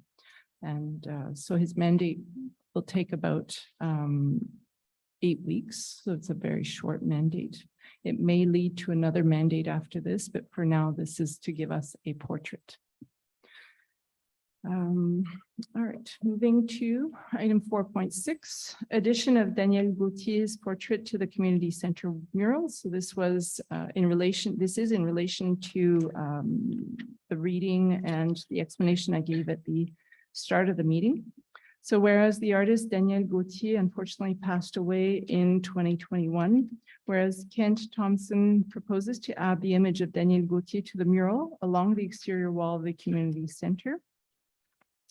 This resolution would be to award the mandate to Kent Thompson to paint the image of Daniel Gautier to the mural and to authorize the amount of $400 before taxes to Kent Thompson for his labor, and that the town allocate $250 for materials, and that the expense be allocated in accordance to the budget. 4.6, donc il s'agit de l'ajout du portrait de Daniel Gautier à la murale du centre communautaire.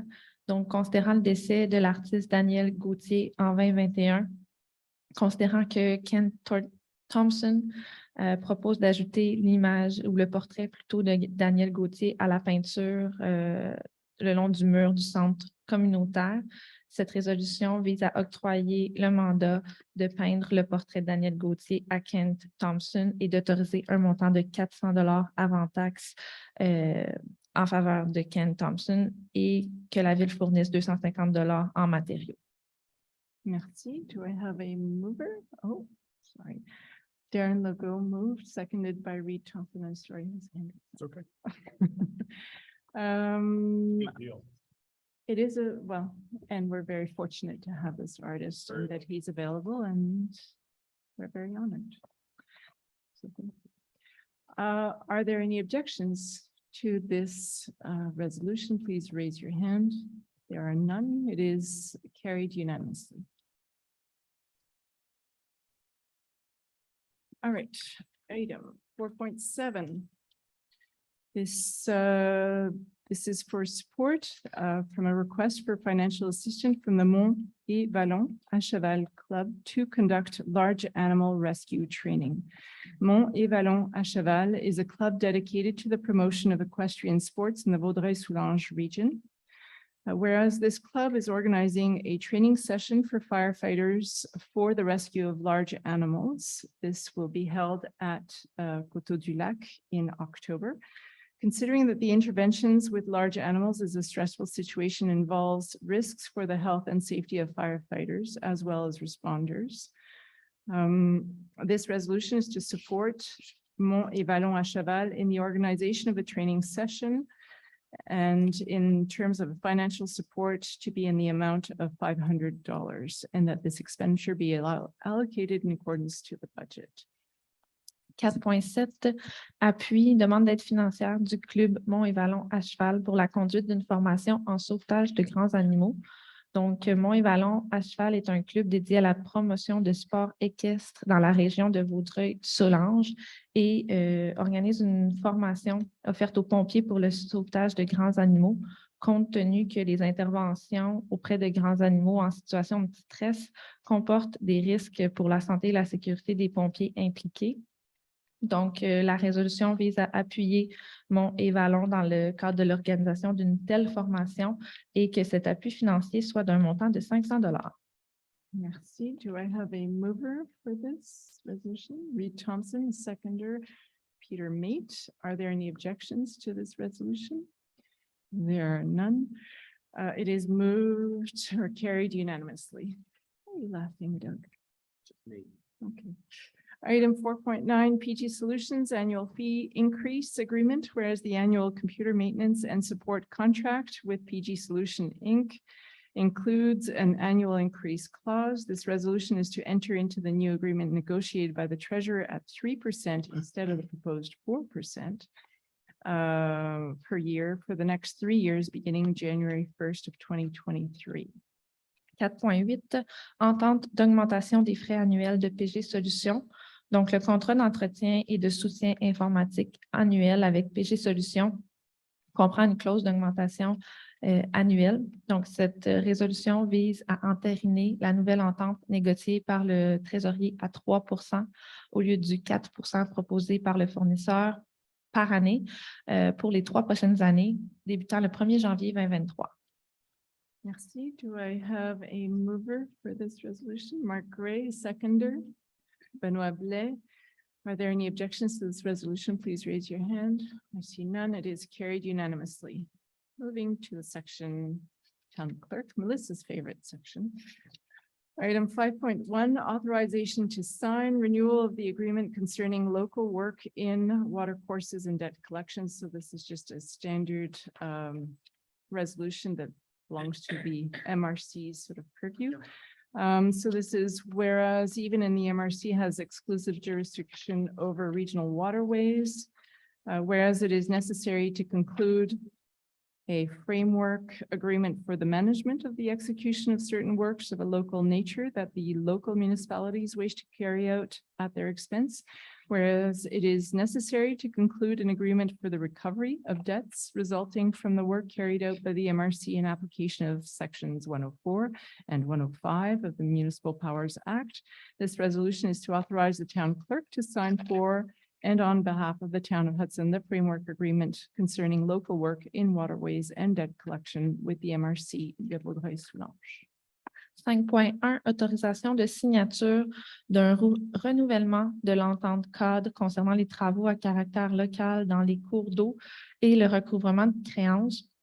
Donc, la MRC a la compétence exclusive sur les cours d'eau régionaux. Toutefois, il y a lieu de conclure une entente pour la gestion de l'exécution des travaux à caractère local que les villes désirent exécuter à leurs frais. Et également, cette entente vise le recouvrement des créances qui découlent de travaux que la MRC effectue en application des articles 104-105 de la loi sur les compétences municipales.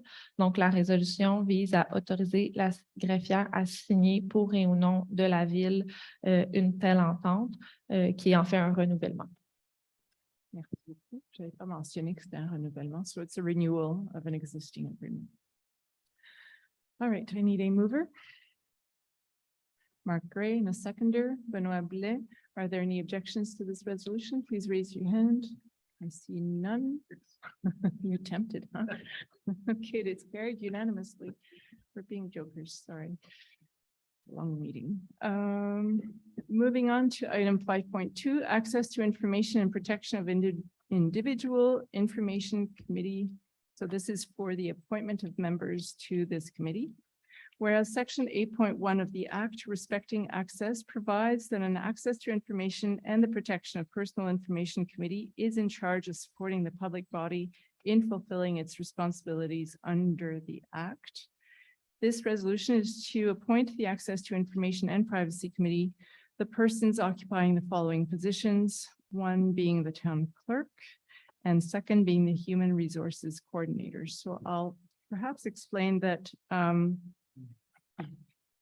the government is looking to modernize the legislation around the protection of personal information. So all organizations, including towns and nonprofits, need to comply to this new requirement, and the deadline was September 22nd. So we are meeting our deadline, and all municipalities are having to do this, and even nonprofit organizations. 5.2, Comité sur l'accès à l'information et à la protection des renseignements personnels, nomination des membres. Donc, dans le cadre d'une modification législative visant à moderniser les dispositions en matière de protection de renseignements personnels, le gouvernement vient imposer aux organismes publics la création d'un comité sur l'accès à l'information. Donc, ce comité sera chargé de soutenir l'organisme public dans l'exercice des obligations qu'il y aura en vertu de cette loi-là. Donc, ceci doit se faire avant le 22 septembre de cette année. Donc, la résolution vise à nommer au comité sur l'accès à l'information les personnes qui occupent les fonctions suivantes, soit la greffière et la coordonnatrice en ressources humaines. Merci beaucoup. Do I have a mover? Darren Legault, seconded by Peter Mate. Are there any objections to this resolution? Please raise your hand. There are none. It is carried unanimously. Item 5.3, as mentioned at the start of the meeting, postponement of the October council meeting.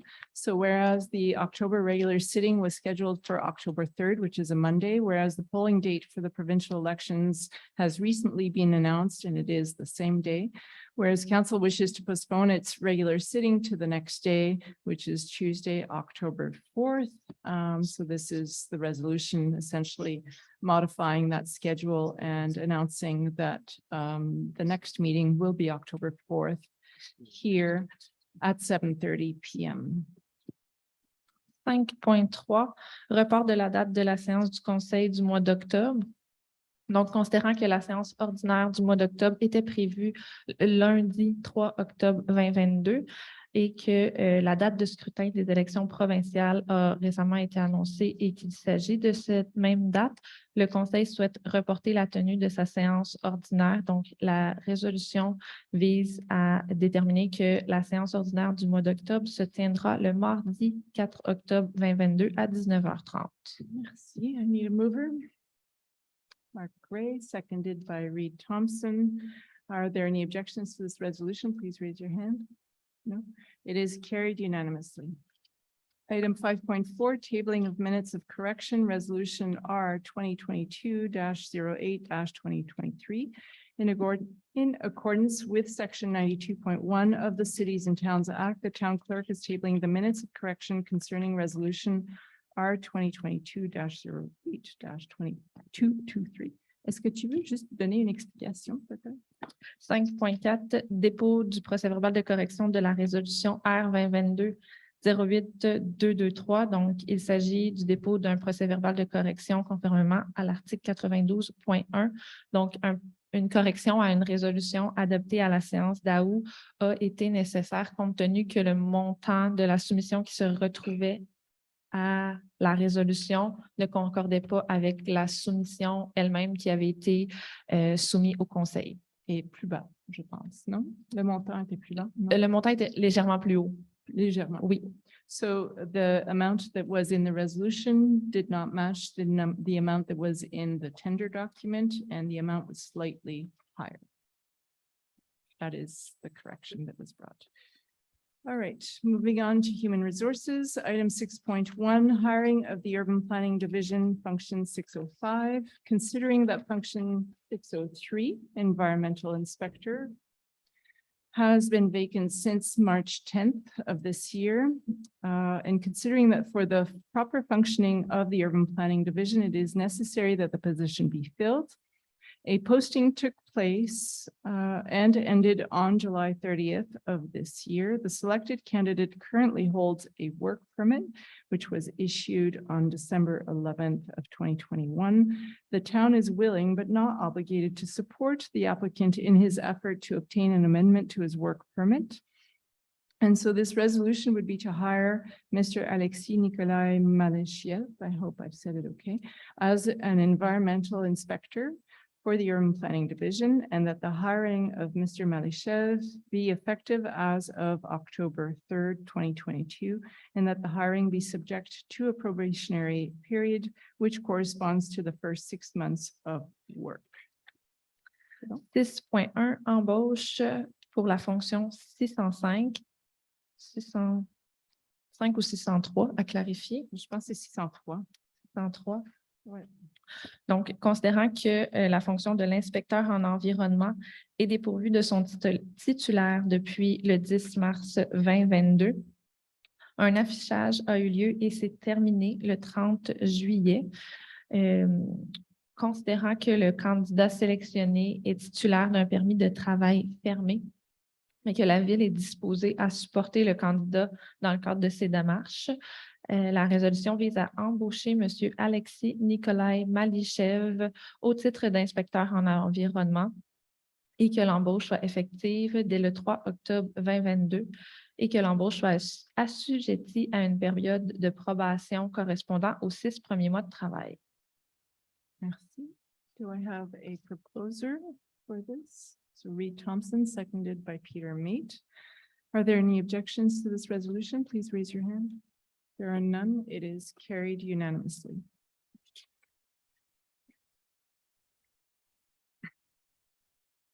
Item 6.2, consultant, negotiation of the collective agreement. Whereas the town wishes to support the Human Resources Department in the preparations of the collective agreement negotiations, the town submitted an offer of service to Ms. Susan McKercher for this mandate of support.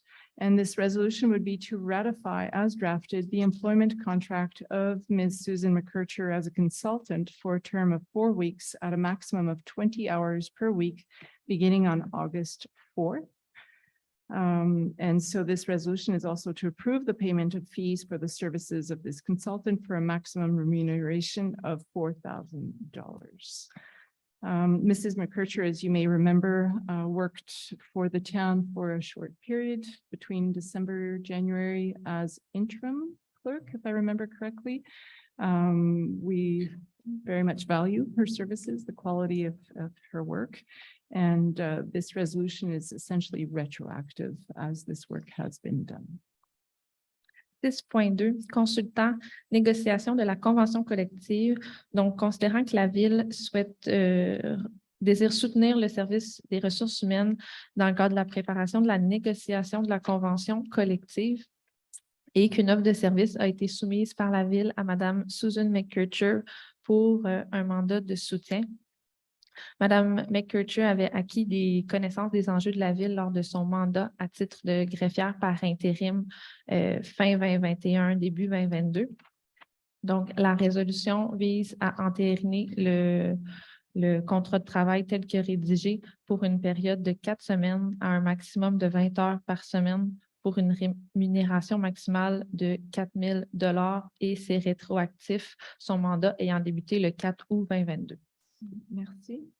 Do I have a mover for this? Benoit Blais, seconded by Darren Legault. Are there any objections to this resolution? Please raise your hand. I'm getting dirty looks over here. There are none. It is carried unanimously. Item 6.3, hiring of the Public Works Department Journeyman Function 208. This function has been vacant since the creation in August of 2021. A posting took place and ended on August 30th. This resolution would be to hire Mr. Corey Froud as a journeyman, and that the hiring of Mr. Froud be effective September 6th of 2022, and that the hiring be subject to a probationary period. This corresponds to the first 6 months of work. 6.3, embauche au service des travaux publics d'un journalier. Donc, considérant que la fonction 208 journalier est dépourvue de son titulaire depuis sa création en août 2021, considérant qu'un affichage a eu lieu et s'est terminé le 30 août dernier, la résolution vise à embaucher M. Corey Froud au titre de journalier et que son embauche soit effective dès le 6 septembre 2022 et que l'embauche soit assujettie à une période de probation des 6 premiers mois. Merci. Do I have a mover? Mark Gray, and a seconder? Is that a Doug Smith finger? You know, they all seem to be able to just do this and I've got to go all the way up here. I'm going to take that as a Doug Smith seconding. Are there any objections to this resolution? Please raise your hand. Must be, yeah. Sorry. So I saw no objections to this resolution. I will consider it carried unanimously. Item 6.4, probations for September of 2022, whereas resolution 2022-03-78, so this would be a March resolution to hire employee 1001 as administrative assistant for the Human Resources Department. And a second resolution, slightly different, for an employee with a similar number. So I'm going to read them out as well. So resolution R 2022-03-77. So it's just different by one number, to hire employee 1000. So again, just different by one number, as temporary activities and events technician. So obviously they were hired the same month. Correct? Whereas the Article 214 in the collective agreement for employees of the town of Hudson stipulates that a probationary period corresponds to the first 6 months of an employee's work. Whereas these two employees have met the requirements for the position and that their probation has proven to be conclusive, this resolution is to confirm that employee 1001's probation period shall end on September 14th of 2022. And that this person be confirmed in the position of administrative assistants for human resources effective September 15th. And also this resolution is to recognize employee 1001's experience and skills and advance her in her salary level to level 3 at the hourly rate of $27.6197, and to retroactively correct this to the date of hire, which is March 14th of 2022, representing a retroactive amount of $748.63. Perhaps to explain this person's level of knowledge and the fact that she didn't need to be trained as much as we expected to. So she has surpassed our expectations and brought her to this level. So we're very pleased to have her. And also this resolution then for the other employee, 1000 to the position of activities and events technician, which is a full-time and permanent position as of June 4th, 2022. This resolution is to confirm that this employee's probation period shall end on September 7th of 2022. That's it. Ça va? Tu veux rajouter quelque chose? Oui. And to confirm that said employee 1,000 as a permanent employee in that position. Thank you. 6.4, probation septembre 2022. Donc, considérant qu'en mars dernier, par résolution, le conseil embauchait l'employé 1001 au poste d'adjointe administrative au service des ressources humaines. Considérant également à la séance de mars, le conseil embauchait une seconde employée numéro 1000 au poste de technicienne aux activités et événements. Considérant que la période de probation correspond aux 6 premiers mois de travail et que les employés visés rencontrent les exigences de leur fonction et que la probation s'avère concluante, la résolution vise à confirmer que la période de probation de l'employé 1001 se terminera en date du 14 septembre 2022. Et de reconnaître les connaissances et expériences de cet employé et de la devancer dans la grille salariale à l'échelon 3 et de rétroagir cette correction à la date d'embauche, soit au 14 mars 2022. Également, de nommer l'employé 1000 au titre de technicienne aux activités et événements dans un poste à temps complet et permanent en date du 4 juin 2022. Et de confirmer que la période de probation de l'employé 1000 se terminera en date du 7 septembre 2022. Merci beaucoup. I will need a mover. There's a question? You want to move? Are you moving? Sure. Okay, Doug is moving and it's seconded by Reed. Are there any objections to this resolution? There are none. It is carried unanimously. We are getting tired. I'm sorry. Item 6.5, pool employee recognition. Whereas an incident has occurred at the community pool on August 6th of 2022, whereas the incident might have had serious consequences on the community pool user. Whereas the quick action of the lifeguards on duty prevented the user from having any after effects from the incident, whereas their action deserves recognition. This resolution is to recognize the outstanding work of our lifeguards, Rafael Almeida, Joey Rickley-Crindle, Kaylee Sheehan, Griffin Farkas, Ella Gauthier, Anna Dusty, for their prompt action, commitment, and their handling of the August 6, 2022 incident, and also to thank and recognize the exceptional work of all students for the 2022 summer season. 6.5, reconnaissance des employés à la piscine. Donc, un incident est survenu à la piscine communautaire le 6 août dernier. Et cet incident aurait pu avoir des répercussions sur une utilisatrice. Toutefois, l'action rapide des sauveteurs sur place a fait en sorte que l'utilisatrice n'aura aucune séquelle suite à l'incident. Donc, les actions de l'équipe à la piscine nécessitent une reconnaissance. Donc, la résolution vise à reconnaître le travail incroyable des sauveteurs, Rafael Almeida, Joey Rickley-Crindle, Kaylee Sheehan, Griffin Farkas, Ella Gauthier, Anna Dusty pour leur action rapide, leur dévouement, ainsi que la gestion de l'incident survenu le 6 août 2022 et de remercier et reconnaître le travail exceptionnel de tous les étudiants pour la saison estivale 2022. Merci, Melissa. I will need a mover. Mark Gray, move seconded by Reed Thompson.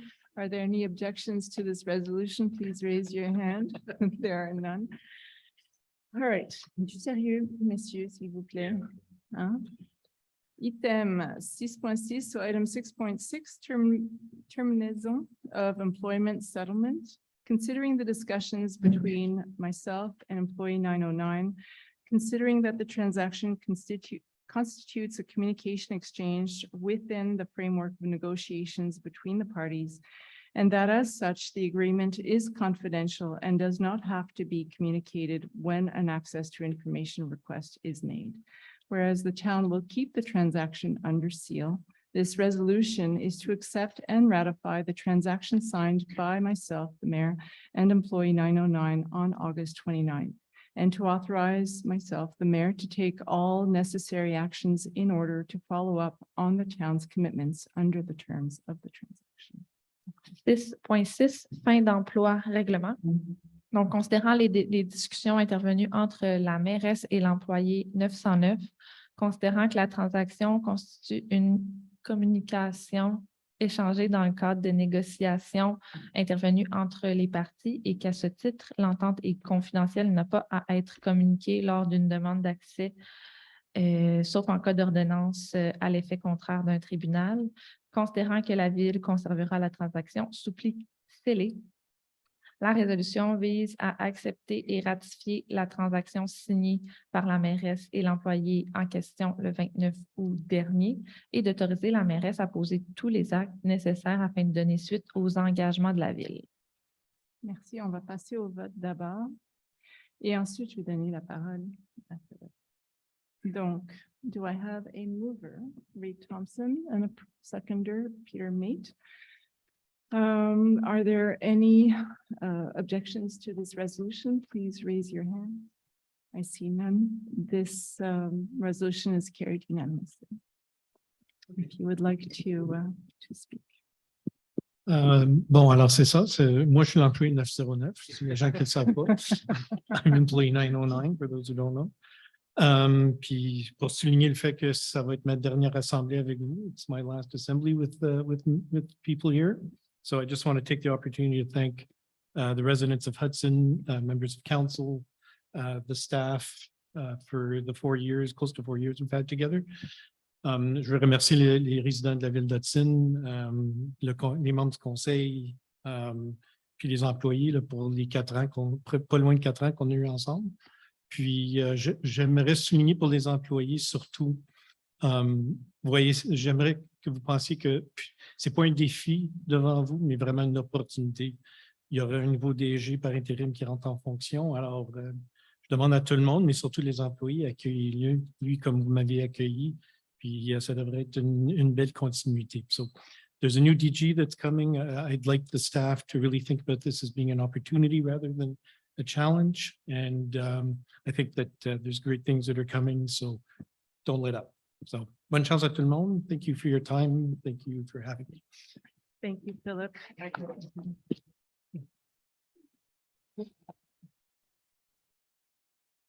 Mrs. Mayor, if I may, Yes. on a personal note, I had the opportunity to work with employee 909 for the longest, for over 4 years, I guess. And basically, on a personal note, it was an honor and a privilege for me to work with you, Philip, Mr. Toon. I thank you for your support, your guidance, your mentoring. I'm a better person as a result of that. And wherever you end up at, they'll be very lucky to have you. Good luck. Thank you. Thank you. Thank you. All right. So item 6.7, hiring of an interim director general, whereas the departure of director general will be on September 16th, whereas the applications received and the discussions that took place with Monsieur Martin Houd, whereas the need to ensure an adequate transition following the departure of the current Director General, this resolution is to accept and ratify the 4-month fixed-term employment contract of Monsieur Martin Houd starting on September 7th, so tomorrow, so that he can act as interim DG.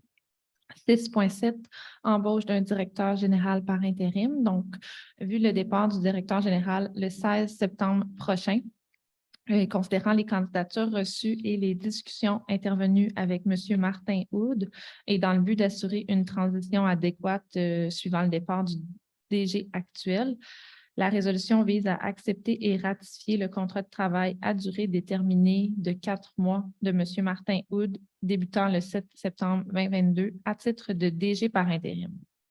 Merci. I will need a mover. So Mark Ray, seconded by Doug Smith. Are there any objections to this resolution?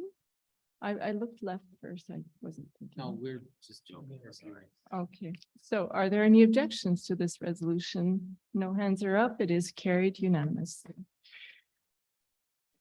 All right, moving on to section 7 on recreation, culture, and tourism. This is for item 7.1, free access to the community pool for Ukrainian refugees.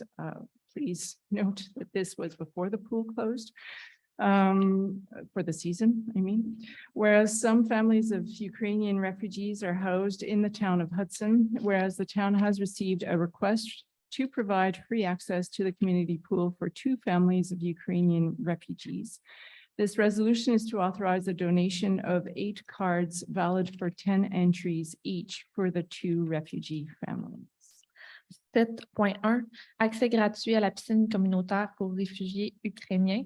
Donc, considérant que des familles de réfugiés ukrainiens sont hébergées dans la ville de Thun et que la ville a reçu une demande afin de donner accès gratuitement à la piscine communautaire à 2 familles, la résolution vise à autoriser rétroactivement le don de 8 cartes valides pour 10 entrées chacune au bénéfice des 2 familles.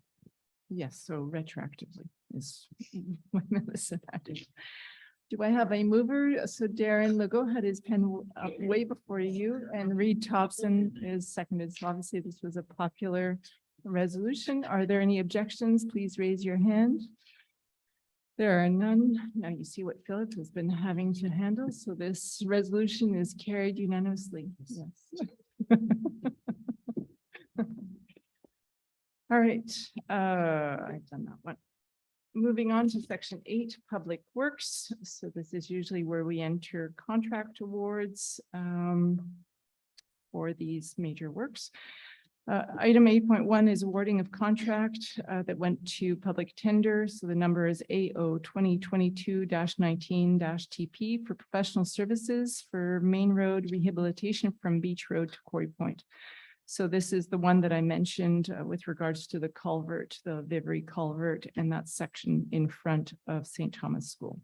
Whereas the town is continuing to renew sections of road to ensure public security, the section of main road between Beach Road and the railway tracks at Quarry Point have been identified as our next priority. The bids of the public call for tenders were opened publicly on August 22nd of 2022. The tender documents provided for a bid weighting and evaluation system. The following companies submitted an offer, and after an evaluation of the offers, the following points were awarded. So for Shelex Group Conseil, the final score was 6.53 and they ranked first. The second ranking company was Les Services EXP for a final score of 4.26. So this resolution would be to award to Shelex Consulting Group, Inc., the lowest conforming bidder, the contract for professional services. So these are for the plans for main road rehabilitation from Beach Road to Quarry Point for an amount of $189,000 before taxes. So I remind you, the reason it is so high, and it is because it also includes the culvert. 8.1, octroi de contrat pour services professionnels dans le cadre du réaménagement de la rue Main entre la rue Beach et la rue Quarry Point. Donc, dans la continuation du renouvellement de certaines sections de route pour assurer la sécurité publique. La prochaine priorité est la section de rue sur Main entre Beach et les voies ferrées à Quarry Point. Donc, les soumissions de l'appel d'offres public ont été ouvertes le 22 août dernier. Les documents d'appel d'offres prévoyaient un système de pondération et d'évaluation des soumissions. Donc, les entreprises qui ont soumis une offre se sont vues attribuer le pointage suivant. Donc, Shelex Group Conseil Inc., un score de 6.53 qui le place au premier rang et les services EXP Inc., 4.26 le place au deuxième rang. Donc, la résolution vise à octroyer à Shelex Group Conseil, le plus bas soumissionnaire conforme, le contrat pour un montant de 189 000 avant taxes. Merci. Do I have a mover? So Mark Gray and a seconder, Peter Meat. Are there any objections to this resolution? Please raise your hands.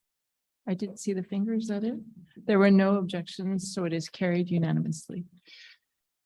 Item 8.2, awarding of a professional services by mutual agreement. This is for the update of the hydrological and hydraulic analysis for the Vivry River and Pine Lake. So as mentioned at the start of the meeting, whereas the existent study produced by AMEC was done in 2014, and that this study must be updated to take into consideration the changes to the watershed due to new developments upstream and climate change.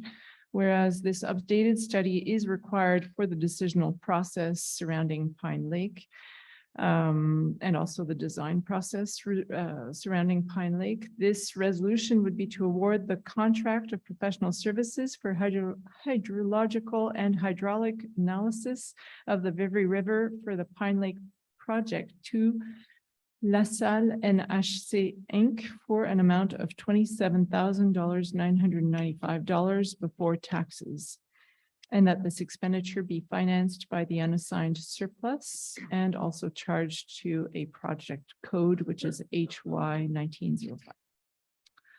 8.2, octroi de contrat de gré à gré pour services professionnels, mise à jour des analyses hydrologiques et hydrauliques de la rivière Vivry, lac Pine. Donc, l'étude existante produite par AMEC en 2014 doit être mise à jour pour tenir compte des modifications du bassin versant et en fonction des nouveaux aménagements et des changements climatiques. Donc, cette mise à jour est également utile et requise dans le cadre du processus décisionnel et conceptuel du lac Pine. Donc, la résolution vise à octroyer le contrat de service professionnel d'analyse hydrologique et hydraulique à LaSalle NHC Inc. pour un montant de 27 995 avant taxe et que cette dépense soit financée par le surplus non affecté. Merci. I will need a mover. So Reed Thompson, seconded by, no fingers. Oh, Peter Mate, are there any objections to this resolution? Please raise your hand. I see none. It is carried unanimously. Item 8.3, awarding of contract. This is for the consultation mandate that I mentioned at the start of the meeting for the biologist to assist the ad hoc committee for Pine Lake, or the dam of Pine Lake, whereas the ad hoc committee on the rehabilitation of Pine Lake Dam has requested the services of a biologist to assist in their evaluation. Whereas this offer of services will allow a maximum of 2 meetings with the committee at an hourly rate of $160 plus travel expenses. I believe we'd set aside 6 hours. So this resolution would be to award a consulting mandate to Gaston Lacroix, biologist, for a maximum amount of $1,740 before taxes, and that this expenditure be financed via the unassigned surplus. 8.3, octroi de contrat, mandat de consultation à un biologiste pour le comité ad hoc pour la reconstruction du barrage du lac Pine. Donc, considérant que le comité demande de s'adjoindre des services d'un biologiste pour l'aider dans son évaluation, considérant que l'offre de service permettra un maximum de 2 rencontres avec le comité au taux horaire de 160 plus frais de déplacement. La résolution vise à octroyer un mandat de consultation au biologiste Gaston Lacroix pour un montant maximum de 1 740 avant taxe et que cette dépense soit financée à même le surplus non affecté. Merci beaucoup. Do I have a mover? So Reed Thompson, seconded by Mark Gray. Are there any objections to this resolution? I see none. It is carried unanimously. He's laughing because they're getting very discreet in how they're showing me their fingers. So they have some sort of, sorry. There's some cross table. Sorry. Item 8.4, awarding of a professional services contract by mutual agreement. This is to update the intervention plan infrastructure. Whereas the intervention plan must be updated every 5 years so that the town can prioritize the work based on the actual needs and conditions of the roads. And this resolution would be to award the contract of professional services for producing an updated version of the intervention plan for asset management to Maxim for an amount of $27,790 before taxes, and that this expenditure be financed by the unassigned surplus. 8.4, octroi de contrat de gré à gré pour services professionnels, mise à jour du plan d'intervention infrastructure. Donc, considérant que le plan d'intervention doit être mis à jour tous les 5 ans dans le but que la Ville soit en mesure de prioriser les travaux en fonction des besoins réels. La résolution vise à octroyer un tel contrat de service à maximum pour un montant de 27 790 avant taxes et que cette dépense soit financée par le surplus non affecté. Merci. Do I have a mover? Sorry, Thompson is moving, seconded by Benoit Blais. I don't think I can take frowns. I don't think that counts. So are there any objections to this resolution? Please raise your hand. No hands are raised. It is carried unanimously. Item 8.5, authorization for additional work amendments to contract AO-2022-08-TP, rehabilitation of several street sections and decohesion of the existing pavement. So this is that additional work that I'd mentioned at the beginning. So to resurface essentially from Côte St. Charles to St. James Church and the lower portion of Côte St. Charles and the attached sidewalks that are there. So whereas there was a resolution in June, this is resolution 2022-06-184, by which Ali Excavation was awarded the contract for resurfacing of roads by public call to tender. Whereas the town would like to add 2 sections of roads to the current contract, and whereas so the streets I've pretty much named, but it is Main Road from Côte St. Charles to 648 Main Road and Côte St. Charles from Main to 69 Côte St. Charles. Whereas the estimate, so this resolution would be to authorize the additional work in the amount of $321,866.40. For the addition of these, the 2 sections of roads, and that this expense be financed by the unassigned surplus. 8.5, autorisation de travaux supplémentaires, modification au contrat de réfection de plusieurs sections de rue et décohésionnement de la chaussée existante. Donc, considérant que l'entreprise Ali Excavation Inc. a obtenu le contrat de réfection des chemins suivant l'appel d'offres et la résolution en juin dernier, considérant que la Ville souhaite ajouter 2 tronçons de rue au contrat actuel, soit la rue Maine à partir de Côte-Saint-Charles au 648 rue Maine et sur Côte-Saint-Charles de la rue Maine jusqu'au 69 Côte-Saint-Charles. Donc, la résolution vise à autoriser les travaux supplémentaires pour un montant de 321 866,40 et que cette dépense soit financée par le surplus non affecté. Merci. I'm going to look to my right this time. Mover, Doug Smith, seconded by Benoit Blais. Sorry, please. Are there any objections to this resolution? Please raise your hand. There are none. It is carried unanimously. We're very excited about this. Yeah. Right? Yeah. Yep. So thank you, Philip, for making this happen.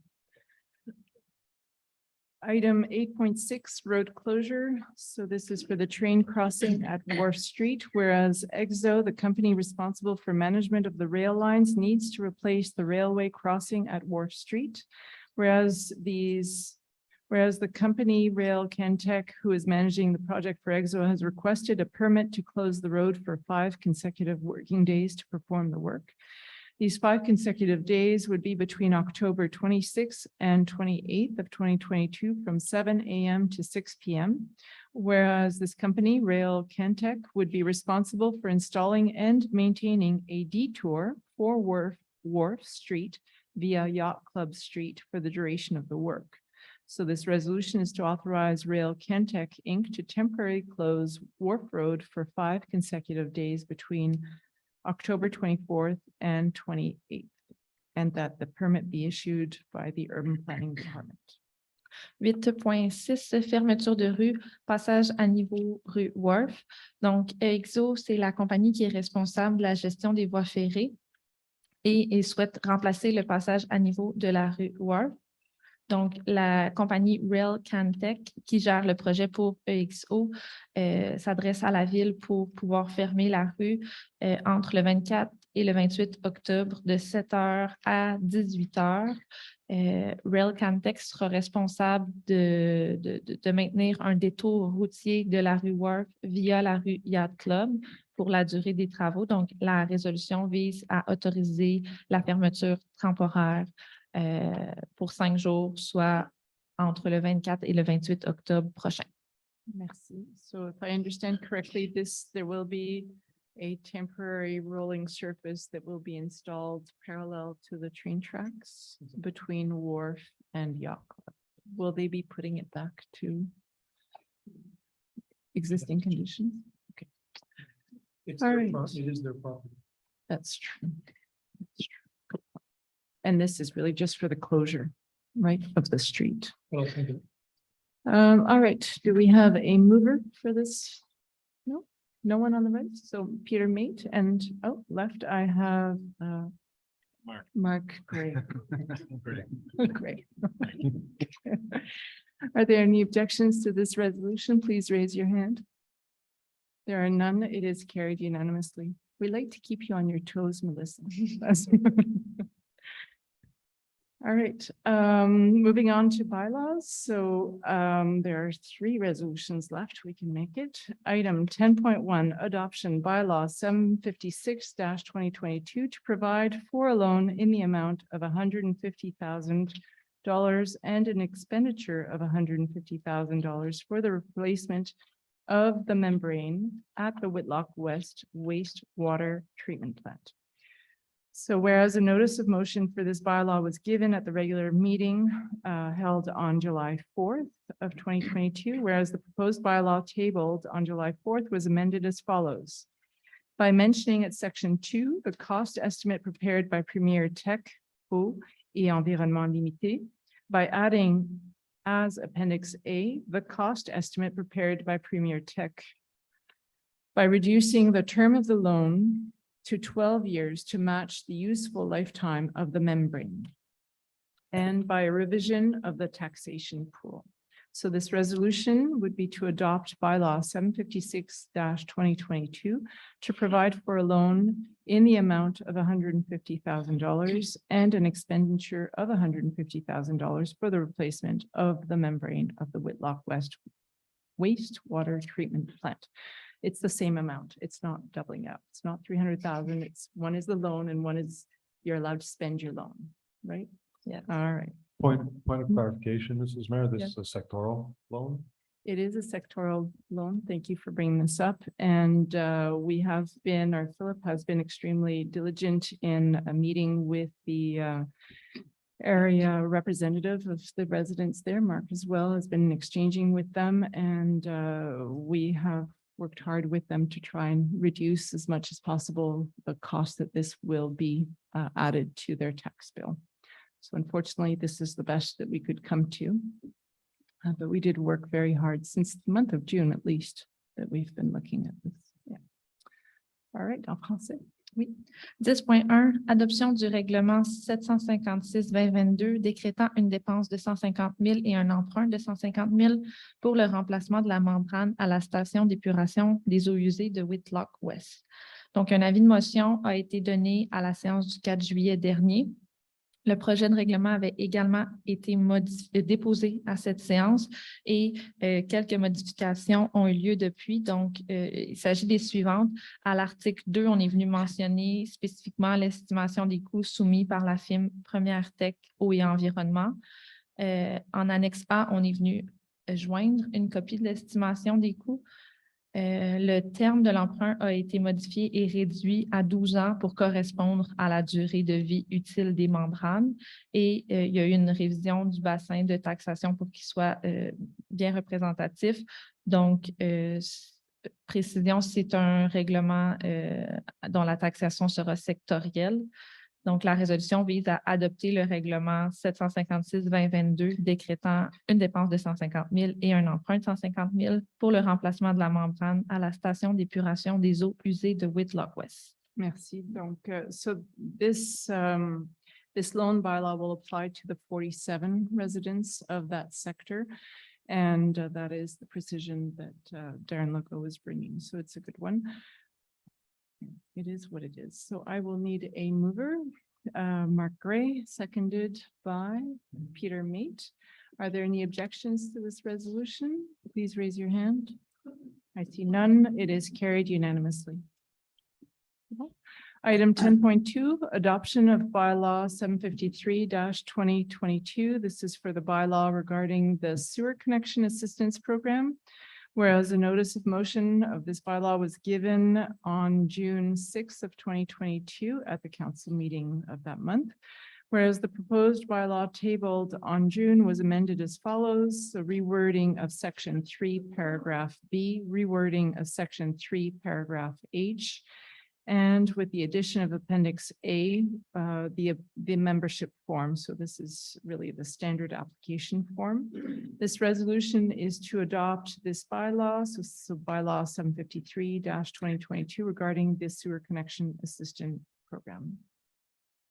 10.2, adoption du règlement 753-2022, règlement relatif au programme d'aide du raccordement au réseau d'égouts.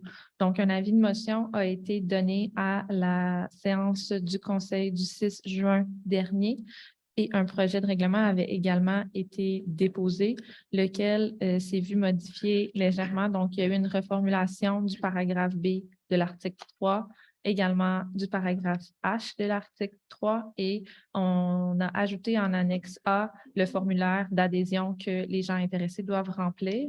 Donc, la résolution vise à adopter le règlement 753-2022 relatif au programme d'aide au raccordement au réseau d'égouts. And these amendments, these changes were the result of a public information meeting we had, right? Oui. Plus ou C'était moins. pour être vraiment plus spécifique, là, notamment quant à la conformité de l'immeuble, puis à la présence actuelle d'une fosse septique, pour être plus précis. Okay, perfect. All right, so I will need a mover, Mark Gray, and a seconder, Peter Mate. I'm glad there's still some paying attention at this table. Are there any objections to this resolution? Please raise your hand. There are no hands raised. It is carried unanimously. Item 10.3, notice of motion and tabling of the draft bylaw 754-2022 to provide for a loan in the amount of 360,000 and an expenditure of 360,000 to finance the sewer connection assistance program. So again, this is just a notice of motion. It will not go to a vote. So I will need a counselor.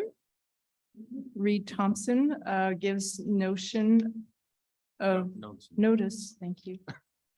I was like, how do I see the next word? So notice of motion that he would move or cause to be moved at a subsequent session of the council, the adoption of the bylaw 754-2022 to provide for a loan in the amount of 360,000 and the expenditure to match to finance this sewer connection assistance program. The purpose of the bylaw is to borrow the necessary amounts to grant a loan to eligible owners who join the sewage connection assistance program. The loan is over a 15-year period and its reimbursement shall be borne by those applying to the program. So to date, we have approximately 36 interested. To a property maximum of $10,000, I believe. Thank you for the clarification. So to the maximum of each person is $10,000. All right. So 10.3, merci. avis de motion et dépôt du projet règlement 754-2022 décrétant une dépense de 360 000 et un emprunt de 360 000 pour financer le programme d'aide du raccordement au réseau d'égouts. Donc, le conseiller Reed Thompson a donné avis de motion de l'intention de soumettre pour adoption à une séance ultérieure le règlement en question. Donc, ce règlement vise à emprunter les sommes nécessaires pour consentir un prêt aux propriétaires éligibles qui adhèrent au programme. L'emprunt sera remboursable sur 15 ans et son remboursement sera supporté par les personnes adhérant au programme.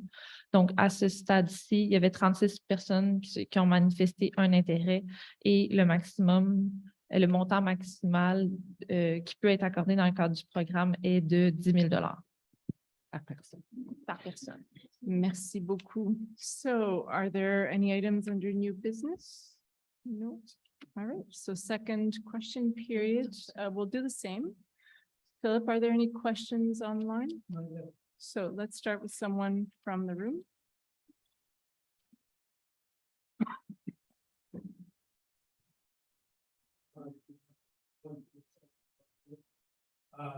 Bylaw 753/2022, the bylaw supports the connection assistance program. Will there be a cap on the amount of tax back arrangements under this bylaw? Other municipalities that have this arrangement, similar arrangements, have caps on it. I believe think that's, we have somewhere in excess of 100, 120, maybe even 140. I've seen some numbers like that.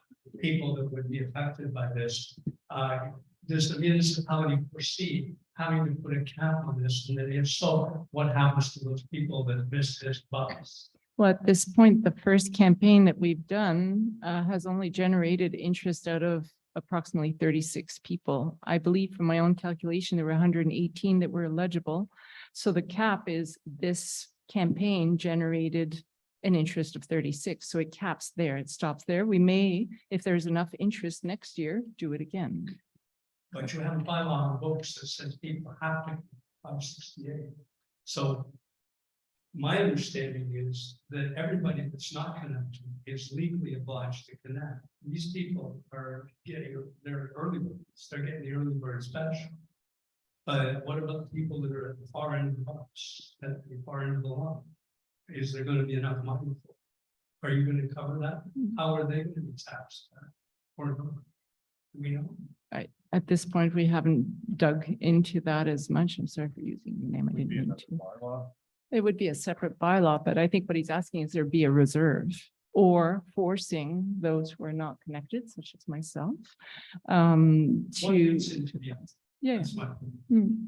Right, and then it begs the question. So Philip, complement? If I could just add a point, it's not a zero-sum game, right? I mean, this loan bylaw is financed by the very people who are benefiting from the loan bylaw. If the council chooses to recreate this program at a future date, again, it's an in and out for the town. It's not, there isn't a limited sum of money available for this. The amount is what's decreed in the loan bylaw. It is self-financing. That makes Okay, sense. so Thank you. a work in progress. No, he's correct. It is, we don't have to keep a reserve because it's self-generating its own income.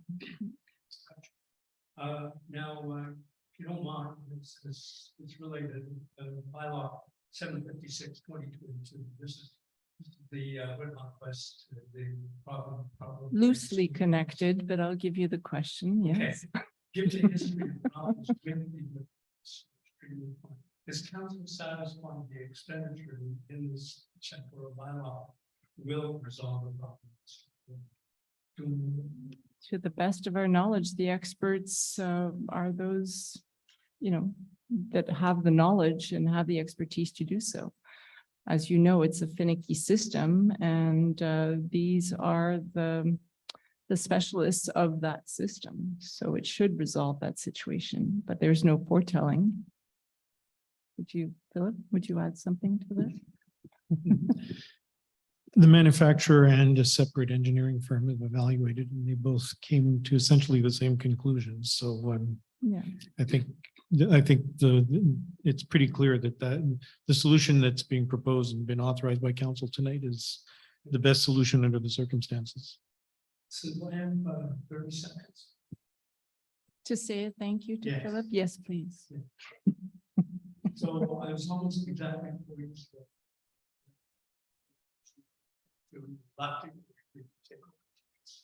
Left by departure of his predecessor. Phil inherited a dysfunctional council, a demoralized staff, and a town with a serious infrastructure debts, unsustainable long-term debt, and almost small, big and small problems that need one of the tackling to this. And he motivated council to take charge, as the last stipulates. He reorganize the administration, cut costs, lay the groundwork between years of unfavorable management practice. And he engineered the finance that led to a series of annual surpluses, the affordable rebate, and a more equitable tax sharing structure. And he also led us through the pandemic and the ZINs and the dog pile. And I just want to say, Bill, thank you. You were a godsend to this stuff. You really, really did. Well, thank you. I'm gonna miss you. Thank you. Thank you. Thank you.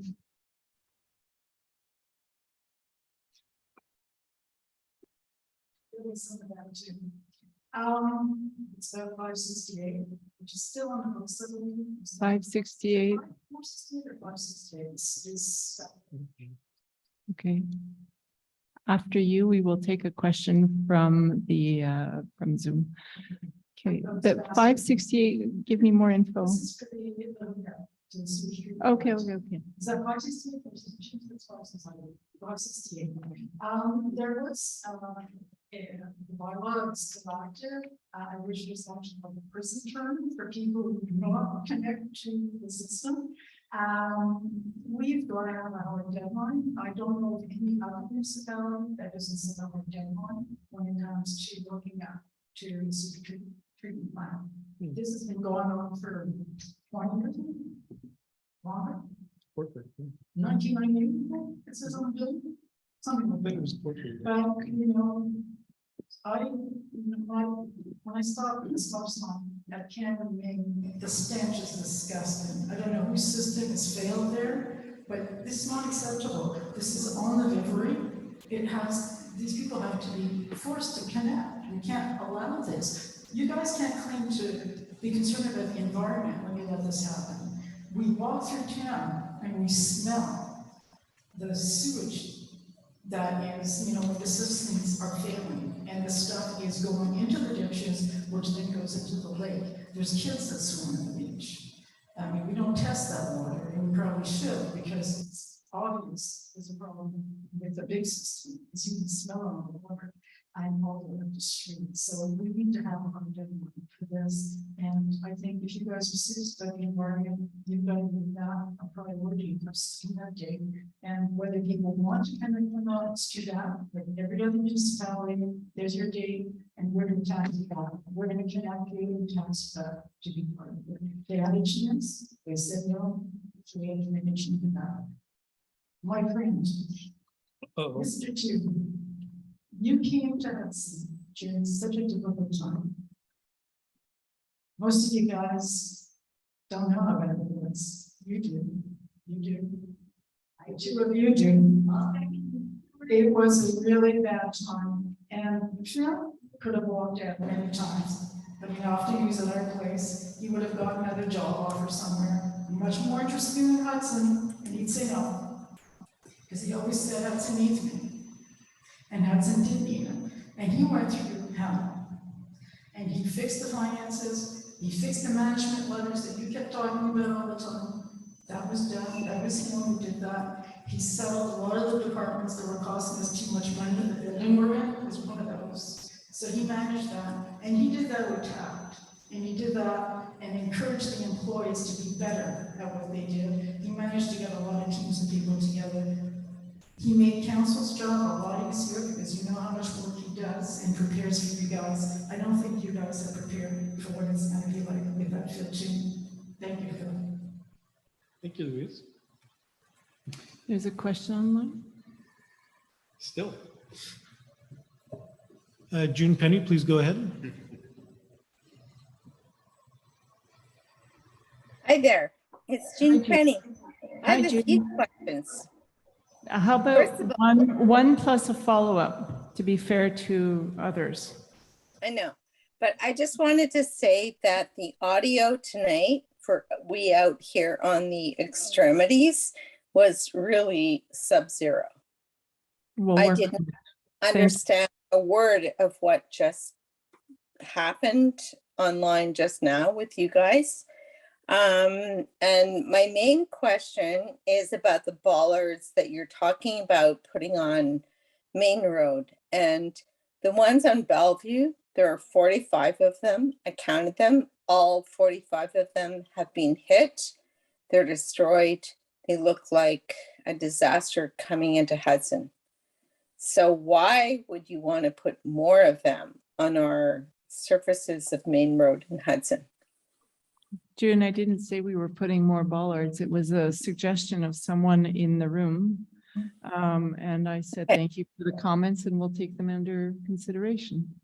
But the ones on Bellevue, it looks like a destruction zone coming down Bellevue right now. It's like, obviously the delineation of the road widths and everything, it's not working. And I wanted to contact Doug Smith to tell him about that, and I'm sure he's observed that. But it's really not a very pleasant experience coming down Bellevue, and you see the different bollards that are totally like non-existent, or they're bashed to the side of the road. And I would hope that that's not the future vision of Hudson. No, it's not the future vision of Hudson, but thank you for your comment. And I can assure you that Doug Smith has been reminding us on a very recurrent basis that something needs to be done there. So you've got a strong advocate at the table. Great, that's good to hear. So Yes. on the second note, I would like to know this whole thing about the consultant for the consultant for hiring consultant for the downtown core costs of making the town look more beautiful. Do we really need that? Couldn't we just ask the locals to see what they want to see? Well, I would suggest, June, that I would like to involve all of us in that process. So I promise to share that process as it progresses. And I think you will be favorably impressed, and the population, certainly the commerce owners, will be asked to participate. So give me a chance, get this on in the works, but I think that it will be a helpful process that we hopefully can use in different areas of town as well. Okay, but just from my heart, and you know me as a person, it's not all about business. I'm not one of those active business people that want to like recuperate whatever dollars I can. For me, it's more about my community. And I would really love to see our community participate in making Hudson look beautiful. I fully agree. Yeah, and if we can inspire that attitude in every merchant owner to just go, oh, let's make my place look beautiful out here. I would love to be a volunteer participant in making that happen. Yeah, no, you and I have spoken about this in the past, and it is still part of the plan. Okay, all right, I'll let you go. Thank you, June. Thank you. Bye. Bye. Chantal Perrault.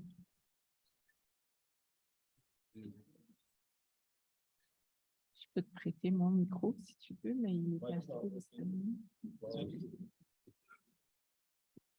Si oui, juste avant. Je m'excuse. Alors, une petite question parce que when I hear the word resurfacing for the road, it gives me some chill that we know that many roads in Hudson, the asphalt that was put almost right on the ground.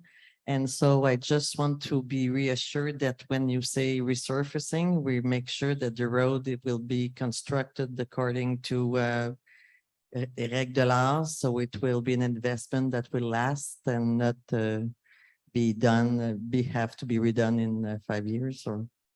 So from the work that we see that has been done in the sector from Crescent to Côte St. Charles, it is actually, it's a decent topping. So they chew up the top surface and then they replace the top surface. It's not just a coating that gets put on. Okay, but they don't, do we know if the ground underneath, if there's enough gravel to avoid the movement of the road with the So it's climate not- we have? It's not a full reconstruction of the road as was done, say, here in this sector of downtown.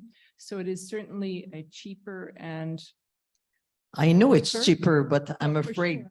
No, I hear you, but at this point, we're just trying to catch up on some of this delay, that has been happening with the roads. And to get our main surfaces, our main thoroughfares and main arteries addressed.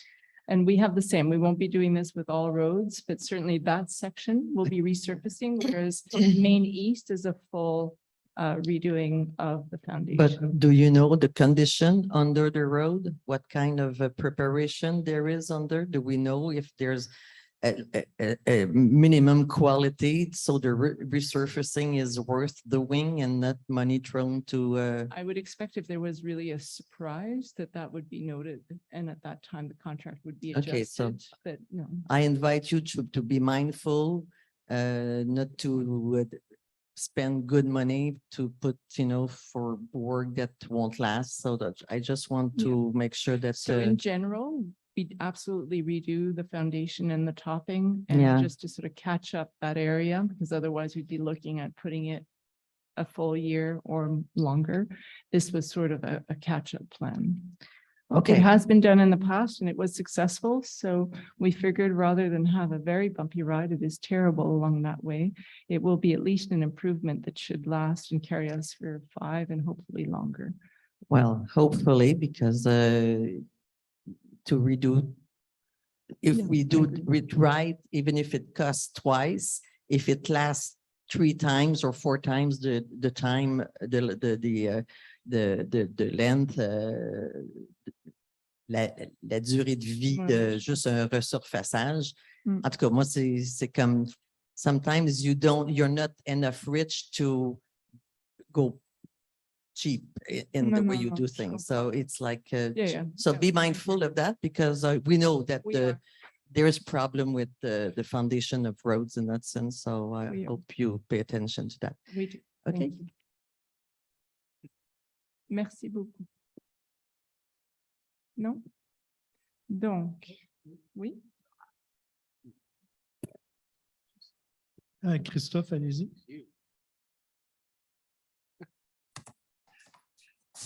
Hi, good evening again. I just want to ask a follow-up question from earlier, just whether there's going to be another opportunity to discuss the design of Main Road and just to ensure that there would be safe walking path within the current idea of having 7.5 meters Right. available. Yeah. So at this point, the road surface will be widened to 7 meters.